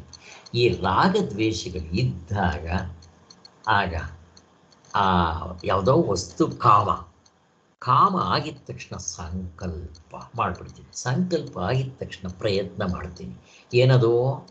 ಸುಖ ಪ್ರಾಪ್ತಿ, ದುಃಖ ನಿವೃತ್ತಿ. ಸುಖ ಬೇಕು, ದುಃಖ ಬೇಡ. ಈ ದೂರ ಮಾಡ್ಕೊಳ್ಳೋದಕ್ಕೆ, ಪಡ್ಕೊಳ್ಳೋದಕ್ಕೆ ಕ್ರಿಯೆ ಮಾಡಬೇಕು. ಅದಕ್ಕೆ ಕರ್ತೃತ್ವ. ಕರ್ಮಗಳಲ್ಲಿ ತೊಡಗ್ತಾನೆ. ತೊಡಗಿದ ಮೇಲೆ ಮಾಡಿದ್ರೆ ಪಾಪ ಮಾಡಬೇಕು, ಇಲ್ಲದ್ರೆ ಪುಣ್ಯ ಮಾಡಬೇಕು. ಮಾಡ್ತಾನೆ, ತಿರ್ಗಾ ಹುಟ್ಟು ಸಾಯೋದಕ್ಕೋಸ್ಕರ ಜನ್ಮ ಎದ್ದು ಬರ್ತಾನೆ. ಮತ್ತೊಂದು ಜನ್ಮ. ಇದೇ ಸೈಕಲ್ಲಪ್ಪ ಅಂತ ಹೇಳ್ತಾರೆ. ನೋಡ್ರಿ ಹೇಗಿದೆ, ಎಷ್ಟು ಚೆನ್ನಾಗಿದೆ. ಇದೆಲ್ಲ ನಮ್ಗೆ ಚೆನ್ನಾಗಿ ಬಿಡಿಸ್ಕೊಂಡಿದ್ವಿ ನಾವು. ಇದನ್ನು ಪ್ರತಿದಿನ ಮೆಲ್ಕು ಹಾಕ್ತಾ ಇರಬೇಕು ನಾವು. ಆದ್ದರಿಂದ ಯಾರಿಗೆ ರಾಗದ್ವೇಷಗಳಿರುವವೋ ಯಾವುದಾದ್ರೂ ಒಂದು ಇಷ್ಟವಾದ ಫಲವನ್ನು ದೊರಕಿಸ್ಕೊಳ್ಳೋದಕ್ಕೋ ಅಥವಾ ಅನಿಷ್ಟವಾದ ಫಲವನ್ನು ದೂರ ಮಾಡ್ಕೊಳ್ಳೋದಕ್ಕೋ ಅವಶ್ಯವಾಗಿ ಕರ್ಮಗಳು ಮಾಡಬೇಕು. ಹೇಗೆ? ಹಾವು ದುಷ್ಟಫಲ ತಪ್ಪಿಸ್ಕೋಬೇಕು, ಓಡೋಗು. ಅಥವಾ ಹಾವನ್ನು ಕೊಂದಾಕ್ ಕರ್ಮ ಮಾಡಬೇಕು. ಅಥವಾ ಬೆಳ್ಳಿ ಅದು ಬೇಕು, ತಗೊಂಡ್ರೆ ನಾನು ಶ್ರೀಮಂತನಾಗ್ತೀನಿ, ಹಾಗೆ ತಗೊಳಕ್ಕೆ ಹೋಗ್ತೀವಿ, ಮತ್ತೆ ಕರ್ಮನೇ. ಆದ್ದರಿಂದ ಅರ್ಜುನ ಬಿಟ್ಟಿ ಕೆಲಸ ಮಾಡೋ ಕಾಮ್ಯ ಕರ್ಮಕ್ಕೆ ಕೈ ಹಾಕದಿರು ಅಂತ ಅರ್ಜುನನಿಗೆ ಹೇಳ್ತಾ ಇದ್ದಾರೆ. ಹಾಗಾದರೆ ಸ್ವಾಮಿ ನೀವು ಹೇಳಿದ್ದು ಗೊತ್ತಾಯ್ತು ಸ್ವಾಮಿ ನೀವು ಹೇಳೋದು ಹೆಂಗೆ? ಈಗ ನಾನು ಕರ್ಮ ಮಾಡಬೇಕು, ಧರ್ಮ ಮಾಡಿದ್ರೂ ಚಿನ್ನಬೇಡಿ, ಸ್ವರ್ಗ ಅನುಭವಿಸಕ್ಕೆ ಹೋಗಬೇಕು ಸತ್ತ ಮೇಲೆ. ಅಥವಾ ಪಾಪ ಮಾಡಿದ್ರೆ ಕಬ್ಬಣದ ಬೇಡಿ, ನರಕ ಅನುಭವಿಸ್ಕೊಂಡು ಬರಬೇಕು. ಒಂದು ಕೆಲಸ ಮಾಡ್ತೀನಿ ಸ್ವಾಮಿ, ಕರ್ಮನೇ ಮಾಡೋದಿಲ್ಲ, ಸುಮ್ಮನೆ ಇದ್ಬಿಡ್ತೀನಿ. ಆಗತ್ತಾ? ಎಲ್ಲಿ ಸುಮ್ಮನೆ ಇರ್ರಿ ನೋಡೋಣ, ಇರೋಕ್ಕಾಗತ್ತಾ? ಕಾಯ ವಾಚ ಮನಸ ಏನಾದರೂ ಒಂದು ಕೆಲಸ ಮಾಡ್ತಾನೆ ಇರಬೇಕು. ಎದ್ದಾಗಲಿಂದ ಕನಸಿನಲ್ಲಿರ್ರಿ ಮಾಡ್ತಾ ಇರ್ತೀರ, ಬಟ್ ಕನಸಿನಲ್ಲಿ ಫಲ ಇಲ್ಲ. ಅದಕ್ಕೆ ಎಚ್ಚರದಲ್ಲಿ, ನಿದ್ದೆಯಲ್ಲಿ ಇನ್ನೇನು ಇದೇ ವ್ಯವಹಾರವೇ ಇಲ್ಲ. ಆದ್ದರಿಂದ ಇನ್ನು ಎಚ್ಚರದಲ್ಲಿ ಬಂದರೆ ಸಾಕು, ಇಷ್ಟೇ ಸಾಕು. ಎಚ್ಚರದಲ್ಲಿ ಮಾಡೇ ಇಷ್ಟು ರಾಮಾಯಣಗಳಾಗಿದೆ. ಆದ್ದರಿಂದ ಇದು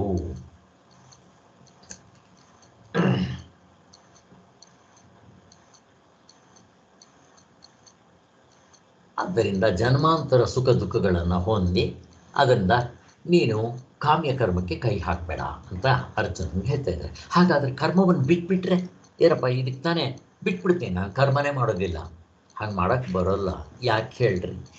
ನನ್ನ ಅಂತಃಕರಣದಲ್ಲಿ ತಮೋ ಗುಣ, ರಜೋಗುಣ, ಸತ್ವಗುಣ ತಾಂಡವಾಡ್ತಾ ಇರೋದ್ರಿಂದ ಸುಮ್ಮನೆ ಬಿಡಿಸೋಲ್ಲ. ಅದು ಏನಾದರೂ ಒಂದು ಕೆಲಸದಲ್ಲಿ ತೊಡಗಿಸುತ್ತೆ. ನನ್ನ ಮಾತ್ರ ಅಲ್ಲ, ದೇವತೆಗಳಿಂದ, ಋಷಿಮುನಿಗಳಿಂದ, ಮತ್ತು ಗಂಧರ್ವರು, ಅಪ್ಸರೆ, ಯಾರು ಬೇಕಾದರೂ ಆಗಿರಲಿ, ಮತ್ತು ರಾಕ್ಷಸರು, ಮನುಷ್ಯರು, ಪ್ರಾಣಿಗಳು, ಯಾರನ್ನೂ ಸುಮ್ಮನೆ ಬಿಡಿಸೋದಿಲ್ಲ.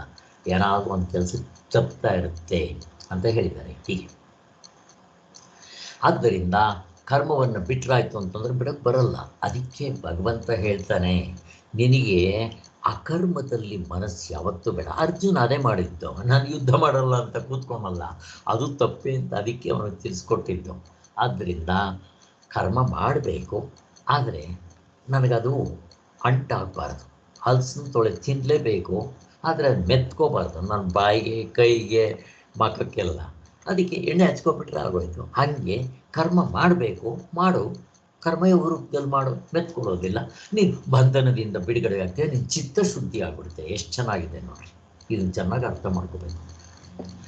ಆದ್ದರಿಂದ ಈ ಕರ್ಮಯೋಗ ಮಾಡುವಾಗ ಅಕರ್ಮ ವಿಕರ್ಮಗಳನ್ನು ಬಿಟ್ಟು ಮಿಕ್ಕಿರೋದು ಕರ್ಮಯೋಗ ರೂಪದಲ್ಲಿ ಮಾಡಬೇಕು. ಫಸ್ಟ್ ಆಫ್ ಆಲ್ ಧರ್ಮವಾಗಿರೋದನ್ನೇ ಮಾಡ್ಬೇಕು ನಾವು. ಅಧರ್ಮವನ್ನು ನಾನು ಕರ್ಮಯೋಗದಲ್ಲಿ ಮಾಡ್ತೇನೆ ಅಂದ್ರೆ ಅವುಗಳು. ಅದಕ್ಕೆ ಹೇಳ್ತಾ ಇರೋದಿಲ್ಲಿ ಅಕರ್ಮ ವಿಕರ್ಮವನ್ನು ಬಿಟ್ಟು ಕರ್ಮಯೋಗ ಮಾಡಬೇಕು.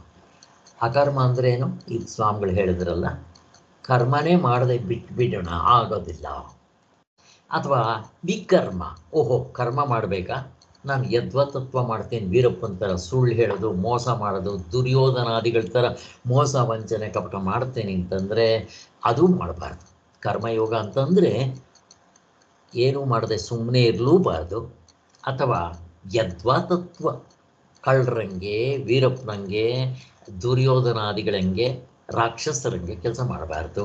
ಇವೆರಡನ್ನು ಬಿಟ್ಟು ಅಂತ ಹೇಳ್ತಾ ಇರೋ ಒಂದು ಎಚ್ಚರಿಕೆ ಮಾತು.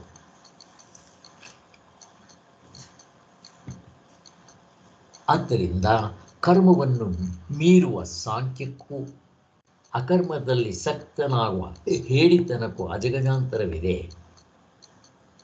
ಅದಕ್ಕೆ ಕೆಲವರು ಸನ್ಯಾಸಿಗಳು ದಡ್ರು, ಕರ್ಮ ಮಾಡಿದ್ರೆ ತಾನೇ ಅಕರ್ಮದಲ್ಲಿ ಅಂತ ಹೇಳಿ ಸನ್ಯಾಸಿ ಆಗ್ಬಿಟ್ಟು ಹೋಗ್ತಾರೆ ಅಂತ ಆವಾಗಲೇ ಹೇಳಿದ್ನಲ್ಲ, ಅದು ಒಳ್ಳೆಯದಲ್ಲ. ಆದ್ದರಿಂದ ಸಾಂಖ್ಯ ದೃಷ್ಟಿಯನ್ನು ಕ್ರಮಕ್ರಮವಾಗಿ ಸಂಪಾದನೆ ಮಾಡಬೇಕು. ಸ್ಟೆಪ್ ಬೈ ಸ್ಟೆಪ್ ಇರುತ್ತೆ. ನಿಜ, ಜ್ಞಾನದಿಂದಲೇ ಮೋಕ್ಷ, ಸಾಂಖ್ಯದಿಂದಲೇ ಮೋಕ್ಷ.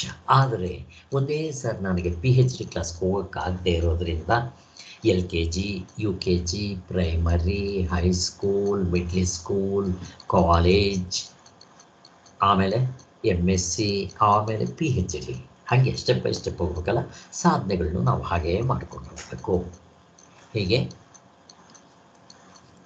ಸ್ವೇಚ್ಛಾ ಪ್ರವೃತ್ತಿ ಬಿಟ್ಟು ನ್ಯಾಯ ನೀತಿಯಿಂದ ಕೆಲಸ ಮಾಡ್ತಾ ಪೊಲೀಸ್ನವರು ಕೋರ್ಟ್ನವ್ರು ಹೆದರ್ಕೊಂಡು, ಅದಾದ ಮೇಲೆ ಮಹಾಭಾರತದಲ್ಲಿ ಧರ್ಮರಾಯ ಪಂಚಪಾಂಡವರು ಧರ್ಮವನ್ನೇ ಹಿಡ್ಕೊಂಡು ಹೊರಟರು, ಇವನು ಅಧರ್ಮವನ್ನು ಹಿಡ್ಕೊಂಡು ಹೊರಟ. ಹೇಗೆ ಎಷ್ಟು ವ್ಯತ್ಯಾಸ ಇದೆ ನೋಡ್ರಿ. ಹಾಗೆ ಅಲ್ಲಿಗೆ ಇದು. ಆಮೇಲೆ ನೆಕ್ಸ್ಟು ನಿತ್ಯ ಕರ್ಮಗಳು. ನಿತ್ಯ ಕರ್ಮಗಳು ಅಂದರೆ ಮೊನ್ನೆಯೆಲ್ಲ ಹೇಳಿದ್ದೀವಿ ಅದು. ಅದಾದ ಮೇಲೆ ಕರ್ಮಯೋಗ. ಹೀಗೆ ನಾವು ಸ್ಟೆಪ್ ಬೈ ಸ್ಟೆಪ್ಪೇ ಹೋಗಬೇಕು ಅಂತ ಹೇಳ್ತಾ ಇದ್ದಾರೆ.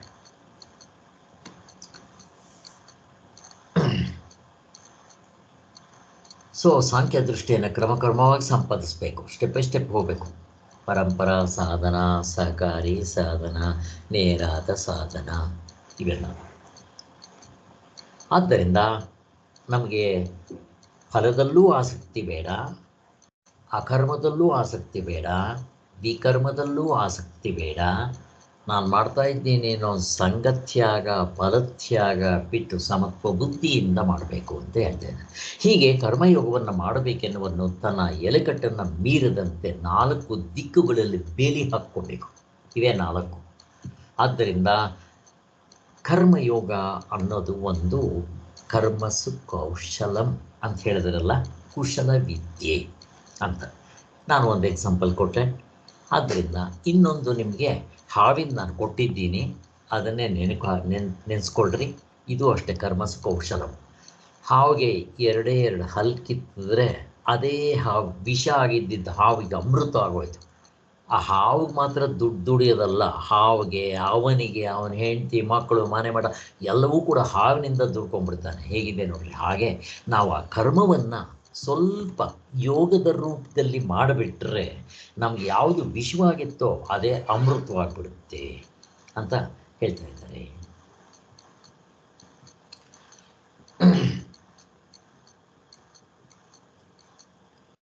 ಆದ್ದರಿಂದ ಕುಶಲ ವಿದ್ಯೆ, ಅದರಲ್ಲಿ ಫಲಾಸಕ್ತಿ ಇಲ್ಲದೆ ಇರಬೇಕು ಎಂಬುದು ಮೂಲ ಮಂತ್ರ. ಫಲಾಸಕ್ತಿ ಇರಬಾರ್ದು, ಮೂಲ ಮಂತ್ರ. ಕರ್ಮವನ್ನು ಮಾಡಿದರೆ ಫಲವು ಉಂಟಾಗದೇ ಇರುವುದೆಂದು ಯಾರಾದರೂ ಕೇಳಬಹುದು. ಉಂಟಾಗಲಿ ಬಿಡಲಿ, ಕರ್ಮಯೋಗಿ ಅದರಲ್ಲಿ ಸಕ್ತನಾಗಿರಬಾರ್ದು, ಅವನಿಗೆ ಅದರಲ್ಲಿ ಆಸಕ್ತಿ ಇರಬಾರ್ದು ಅಷ್ಟೇ. ಅದಕ್ಕಾಗಿಯೇ ಕರ್ಮವನ್ನು ಮಾಡುವುದು ಬೇಡ. ನನಗೆ ಫಲ ಬೇಕು ಅಂತ ಮಾಡೋದು ಬೇಡ. ಸುಮ್ಮನೆ ಕರ್ಮ ನನಗೆ ದೇವರು ಬೇಕು ಅಂತ ಮಾಡಲಿ, ಎಲ್ಲ ಸರಿ ಹೋಗುತ್ತೆ.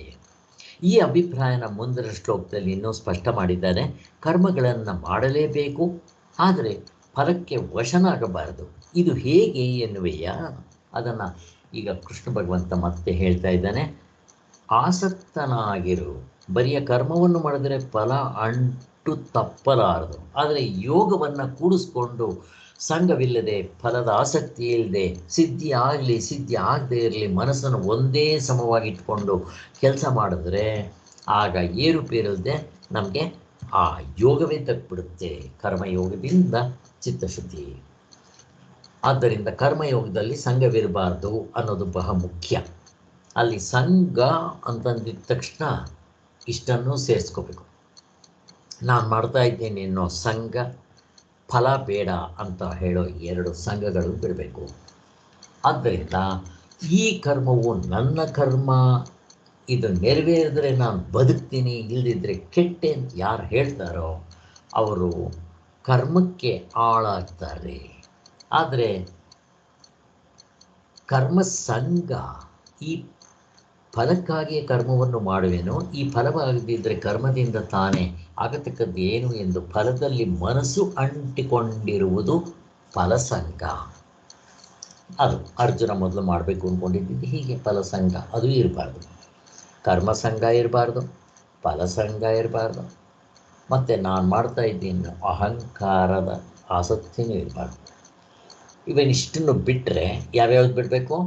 ಕರ್ಮ ಸಂಘವಾಗಲಿ ಅಕರ್ಮ ಸಂಘವಾಗಲಿ, ಏನು ಕೆಲಸ ಮಾಡದೆ ಸುಮ್ಮನೆ ಇರ್ತೀನಿ ಹಾಗೂ ಮಾಡಬಾರ್ದು. ಫಲದ ಸಂಘವಾಗಲಿ ಫಲಭೋಗ ಸಂಘವಾಗಲಿ, ನಾನು ಮಾಡ್ತಾ ಇದ್ದೇನೇನೋ ಅಹಂಕಾರ ಸಂಘವಾಗಲಿ, ಇಷ್ಟು ಸಂಘಗಳನ್ನ ಬಿಟ್ಬಿಡಬೇಕು ಅಂತಾರೆ. ಸೊ ಗಾಂಧೀಜಿ ಇದಕ್ಕೆ ಅನಾಸಕ್ತಿ ಯೋಗ ಅಂತ ಕರಿತಾ ಇದ್ದರಂತೆ. ಗಾಂಧೀಜಿ ನೋಡ್ರಿ ಅವ್ರು ಹೇಗೆ ಕೆಲಸ ಮಾಡ್ತಾಯಿದ್ರು. ಅವ್ರ ಹತ್ರ ಇದ್ದಿದ್ದು 2 ಬಾಣ ಅಥವಾ ಗುಂಡು, 2 ಗುಂಡು ಅವ್ರ ಪಿಸ್ತೂಲ್ನಲ್ಲಿ. ಏನದು? ಸತ್ಯ ಅಹಿಂಸೆ. ಹೇಗಿದೆ ನೋಡ್ರಿ ಈ 2, ಬರೀ ಆ 2. ಸತ್ಯ ಹರಿಶ್ಚಂದ್ರ ಬರೀ ಸತ್ಯವನ್ನೇ ಹೇಳಿ ಉದ್ಧಾರ ಆಗ್ಬಿಟ್ಟ. ಇನ್ನು ಸತ್ಯ ಹರಿಶ್ಚಂದ್ರ ಅಹಿಂಸೆಯನ್ನೇ ಪಾಲನೆ ಮಾಡಿ ಪ್ರಪಂಚಕ್ಕೆ ದೇವರಾದವನು ಬುದ್ಧ. ಹೇಗಿದೆ ನೋಡಿ, ಸತ್ಯ ಅಹಿಂಸೆ ಇವೆರಡು ಸಾಕು. 10 ಹೇಳ್ತಾರೆ ಯಮನಿಯಮಗಳಲ್ಲಿ, ನೀವು 1-2 ಮಾಡಿದ್ರೂ ಸಾಕು, ಉದ್ಧಾರ ಆಗ್ಬಿಡ್ತೀವಿ. ಇದು ಚೈನ್ ಇದ್ದಂಗೆ, ಸರಪಳಿ ಚೈನು. ಆ ಚೈನ್ ಉದ್ದ ಇರುತ್ತೆ. ಮೊದಲನೇ ಕೊಕ್ಕಿ ಇಟ್ಕೊಂಡು ಎಳೆದರೆ ಚೈನ್ ಪೂರ್ತಿ ನಿಮ್ಮ ಹತ್ರಕ್ಕೆ ಹೇಗೆ ಬರುತ್ತೋ, ಈ 10 ಯಮನಿಯಮಗಳಲ್ಲಿ ಒಂದನ್ನು ಇಟ್ಕೊಂಡು ನೀವು ಎಳೆದರೆ ಚೈನ್ ಪೂರ್ತಿ ನಿಮ್ಮ ಹತ್ರಕ್ಕೆ ಬಂದ್ಬಿಡುತ್ತೆ. ಅದು ಗುಟ್ಟು, ಸೀಕ್ರೆಟ್. ಹೀಗೆ ಮಾಡಬೇಕಾಗತ್ತೆ. ಯಾರು ಫಲದ ಆಸೆ ಇಟ್ಕೊಂಡು ಮಾಡ್ತಾರೋ ಅವರು ಕೃಪಣರು, ಜಿಪುಣರು, ಗೊತ್ತಿಲ್ಲ ದಡ್ಡರು ಅಂತ ಹೇಳ್ತಾ ಇದ್ದಾರೆ ಅವರು. ಆದ್ದರಿಂದ ಅವರಿಗೆ ಪುಣ್ಯ ಫಲವೋ ಪಾಪ ಫಲವೋ ತಪ್ಪದೆ ಗಂಟು ಬೀಳ್ತಾ ಇರುತ್ತೆ. ಹಾಗೆ ಸ್ವಾಮಿಗಳು ಒಂದು ಉದಾಹರಣೆ ಕೊಡ್ತಾರೆ. ಕಸ್ತೂರಿ ಇರುವಲ್ಲಿ ವಾಸನೆ ಇರಬಾರ್ದೆಂದರೆ ಆದೀತೆ ಅಂತ. ಆದರೆ ಯಾವನಿಗೆ ಈ ಸಮತ್ವ ರೂಪವಾದ ಯೋಗ ಬುದ್ಧಿಯು ಅಳವಟ್ಟಿರುವುದೋ ಅವನು ಪಾಪ ಪುಣ್ಯಗಳ ತೊಡಕನ್ನು ಬಿಡಿಸ್ಕೊಂಡ್ಬಿಡ್ತಾನೆ. ಸಮತ್ವಂ ಯೋಗ ಉಚ್ಯತೆ. ಪಾಪನೂ ಬೇಡ, ಪುಣ್ಯನೂ ಬೇಡ. ನಾನು ಕರ್ಮಯೋಗ ರೂಪದಲ್ಲಿ ಮಾಡ್ತೀನಿ ಅಂತಂದರೆ ಅವನಿಗೆ ಪಾಪ ಪುಣ್ಯ ಯಾವುದೂ ಇಲ್ಲ. ಕಬ್ಬಣದ ಬೇಡೇನೂ ಇಲ್ಲ, ಚಿನ್ನದ ಬೇಡೇನೂ ಇಲ್ಲ.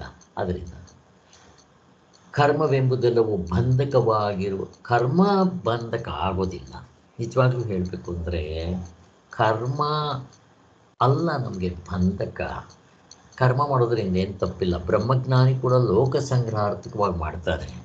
ಆದ್ದರಿಂದ ಕೃಷ್ಣ ಮಾಡಲಿಲ್ವೇನೋ, ಶ್ರೀರಾಮಚಂದ್ರ ಮಾಡಲಿಲ್ವೇನೋ ಕರ್ಮ, ಜನಕ ಮಹಾರಾಜ ಮಾಡಲಿಲ್ವೇನೋ. ಮತ್ತು ಯಾವುದು ಕರ್ಮದಲ್ಲಿ ಪ್ರಾಬ್ಲಮ್ ಅಂತಂದರೆ ನಾನು ಮಾಡ್ತಾಯಿದ್ದೀನಿ ಅನ್ನೋ ಅಹಂಕಾರ, ಫಲದ ಮೇಲೆ ಮೋಹ, ಇವೆರಡು ಬಿಟ್ಬಿಟ್ರೆ ಆಗೋಯ್ತಪ್ಪ. ಹೇಳಿದ್ನಲ್ಲ, 2 ಬಿಡಬೇಕು. ಒಂದು ಚೊಂಬಿತ್ತು, ಆ ಚೊಂಬಿನಲ್ಲಿ ಬಾದಾಮಿ ಇತ್ತು. ಒಬ್ಬ ಹುಡುಗ ಹಾಕಿದ್ದಾನೆ, ಕೈ ತುಂಬ ಬಾದಾಮಿ ತೊಗೊಂಡಿದ್ದಾನೆ, ಎಳಿತಾನೆ. ಚೊಂಬಿಗೆ ಆ ಬಾಗಿಲು ಚಿಕ್ಕದಿರುತ್ತಲ್ಲ, ಬರ್ತಾ ಇಲ್ಲ. ಅಲ್ಲಿ ಯಾರೋ ಮುದುಕರು ಕೂತಿದ್ದವರು, ಮಗು 2 ಬಿಟ್ಬಿಡು ಅಂತಾರೆ. ಅವನು 2 ಬಿಟ್ಟರೆ ಅವನ ಕೈನಲ್ಲಿ 6-8 ಹೊರಗಡೆ ಬರುತ್ತೆ. ಇಲ್ಲದಿದ್ರೆ ಅದು ಬರೋಲ್ಲ. ಆ 2 ಯಾವುದು? ನಾನು ಮಾಡ್ತಾ ಇದ್ದೇನೇನೋ ಅಹಂಕಾರ, 2ನೇದು ಫಲದ ಆಸೆ. ಈ 2 ಬಿಟ್ಟರೆ ನಮಗಿನ್ನೂ ಜಾಸ್ತಿ ಲಾಭ ಸಿಗುತ್ತೆ. ಹಾಗೆ ಅದಕ್ಕೆ ಸ್ವಾಮಿಗಳು ಒಂದು ಉದಾಹರಣೆನೂ ಕೊಡ್ತಾರೆ. ನಾವು ಏನಾದರೂ ಪೇಂಟ್ ಬ್ರಷ್ ಕೊಟ್ಟರೆ ನಾವು ದೇವ್ರನ್ನ ಬರೆಯೋ ಅಂದ್ರೆ ಕತೆ ಬರಿತೀವೋ ಅಥವಾ ಇನ್ನೇನೋ ಬರೆದು ಬಿಡ್ತೀವಿ. ಅದೇ ಒಬ್ಬ ಆರ್ಟಿಸ್ಟ್ ಅವನ ಕೈಗೆ ಬರ್ಲ್ ಕೊಟ್ರೆ ಸಾಕು, ಆ ಪೇಂಟ್ನ ಅದ್ಬಿಟ್ಟು ಹಿಂಗೆ ಸುಮ್ಮನೆ ಹೆಂಗೋ ಹೊಡೆದ್ರೆ ಸಾಕು, ಅದು ಆಕಾಶದ ಬರ್ಡ್ಸು ಗಿಡ್ಸು ಏನೇನೋ ಆಗ್ಬಿಡುತ್ತಲ್ಲ. ಹಾಗೆ ಕರ್ಮಸು ಕೌಶಲ ಕಲೆ ಅಂತ ಹೇಳ್ತಾರಲ್ಲ, ಹಾಗೆ ಇದರಂತೆ ಕುಶಲ ಆದ ಕರ್ಮಯೋಗಿ ಕೃಷ್ಣ ಭಗವಂತ ಅದನ್ನೇ ಹೇಳ್ತಾರೆ. ಇದು ಒಂದು ಟ್ರಿಕ್ ಉಪಯೋಗಿಸ್ಕೊಂಡು ನಾವು ಕೆಲಸ ಮಾಡಬೇಕು ಅಂತ. ಆದ್ದರಿಂದ ಕರ್ಮದಿಂದ ಆಗುವ ಶುಭ ಅಶುಭ ಫಲಗಳನ್ನ ಮೀರಿ ಜನ್ಮ ಬಂಧನದಿಂದನೇ ಬಿಡುಗಡೆ ಆಗ್ಬಿಡ್ಬೋದಲ್ಲ, ಇದಕ್ಕಿಂತ ಇನ್ನೇನು ಬೇಕು. ಆದ್ದರಿಂದ ಕೈವಲ್ಯ ಆನಂದವನ್ನು ಪಡೆದ್ಬಿಡ್ಬೋದು ಅಂತ ಹೇಳ್ತಾ ಇದ್ದಾರೆ.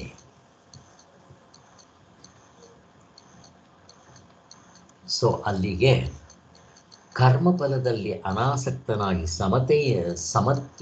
ಸಮತೆಯಿಂದ ಕರ್ಮಯೋಗವನ್ನು ಮಾಡುವುದು ಹೇಗೆ ಸಾಧ್ಯವೆಂಬುದನ್ನು ಗೀತೆಯಲ್ಲಿ ಮುಂದೆ ಇನ್ನು ವಿವರಿಸಬೇಕಾಗಿದೆ.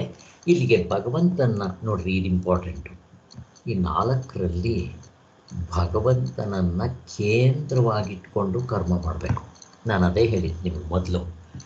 ಈಗ ನೀವು ದೇವಸ್ಥಾನಕ್ಕೆ ಹೋಗ್ತೀರಾ, ಅಲ್ಲಿ 4 ಬಾಗಿಲುಗಳಿರುತ್ತೆ, 4 ಕಡೆ.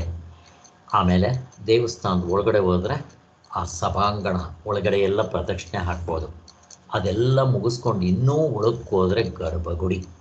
ಆ ಗರ್ಭಗುಡಿಗೆ ಒಂದೇ ಬಾಗಿಲು. ಅದರ ಅರ್ಥ ಏನು? ನೀವು ಆ ಎಂಟ್ರಿ, ಆ ದೇವಸ್ಥಾನದ ಸಭಾಂಗಣಕ್ಕೆ 4 ಕಡೆಯಿಂದ ಎಲ್ಲಿಂದ ಬೇಕಾದರೂ ಬನ್ನಿರಿ. ಯಾವುದದು? ಕರ್ಮಯೋಗ, ಭಕ್ತಿಯೋಗ, ರಾಜಯೋಗ, ಯಾವುದರಿಂದಲಾದರೂ ಬರಲಿ. ಬಟ್ ನೀವು ಕೊನೆಗೆ ಗರ್ಭಗುಡಿಗೆ ಎಂಟರ್ ಆಗೋದು ಒಂದೇ ಬಾಗಿಲು. ಯಾವುದದು ಬಾಗಿಲು? ನಾನು ಪ್ರಶ್ನೆ ಕೇಳ್ತಾ ಇದ್ದೀನಿ, ಯಾವುದದು ಬಾಗಿಲು? ಜ್ಞಾನದಿಂದಲೇ ಮೋಕ್ಷ. ಎಷ್ಟು ಚೆನ್ನಾಗಿದೆ ನೋಡಿ.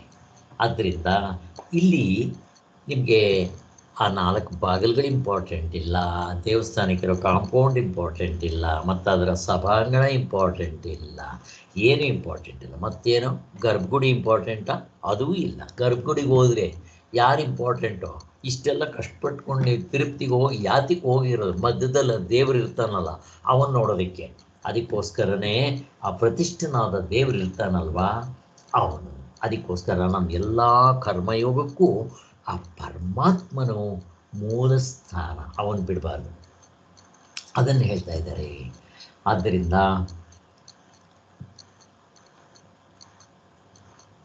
ಭಗವಂತನ ಕೇಂದ್ರವಾಗಿ ಇಟ್ಕೋಬೇಕು.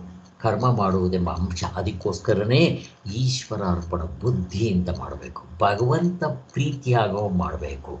ಹಾಗೆ ಶಿವ ಮೆಚ್ಚೋ ಹಾಗೆ ಮಾಡಬೇಕು. ಹರ ಮೆಚ್ಚೋ ಹಾಗೆ ಮಾಡಬೇಕು. ನಾನು ಇದು ಇಂಪಾರ್ಟೆಂಟ್. 4ರಲ್ಲಿ ತುಂಬ ಇಂಪಾರ್ಟೆಂಟ್. ಎಲ್ಲವೂ ಇಂಪಾರ್ಟೆಂಟ್ ಇದೆ ಅದರಲ್ಲಿ. ಯಾಕೆಂದರೆ ನಾವು ಏನೇ ಕೆಲಸ ಮಾಡಲಿ ಫ್ರಮ್ ದಿ ಬಿಗಿನಿಂಗಿಂದ, ಮಗು ತಾಯಿಯ ಗರ್ಭದಲ್ಲಿದ್ದಾಗ ಈ ಬೇಬಿ ಶವರ್ ಅಂತ ಮಾಡ್ತಾರಲ್ಲ, ಏನದು? ಪರಮಾತ್ಮನ ಸೇರಿಸ್ಕೊಂಡು ಮಾಡೋದು. ಅಲ್ಲಿಂದ ಶುರುವಾಗುತ್ತೆ. ಕೊನೆಯದು 16ನೇ ಸಂಸ್ಕಾರ, ಷೋಡಶ ಸಂಸ್ಕಾರ.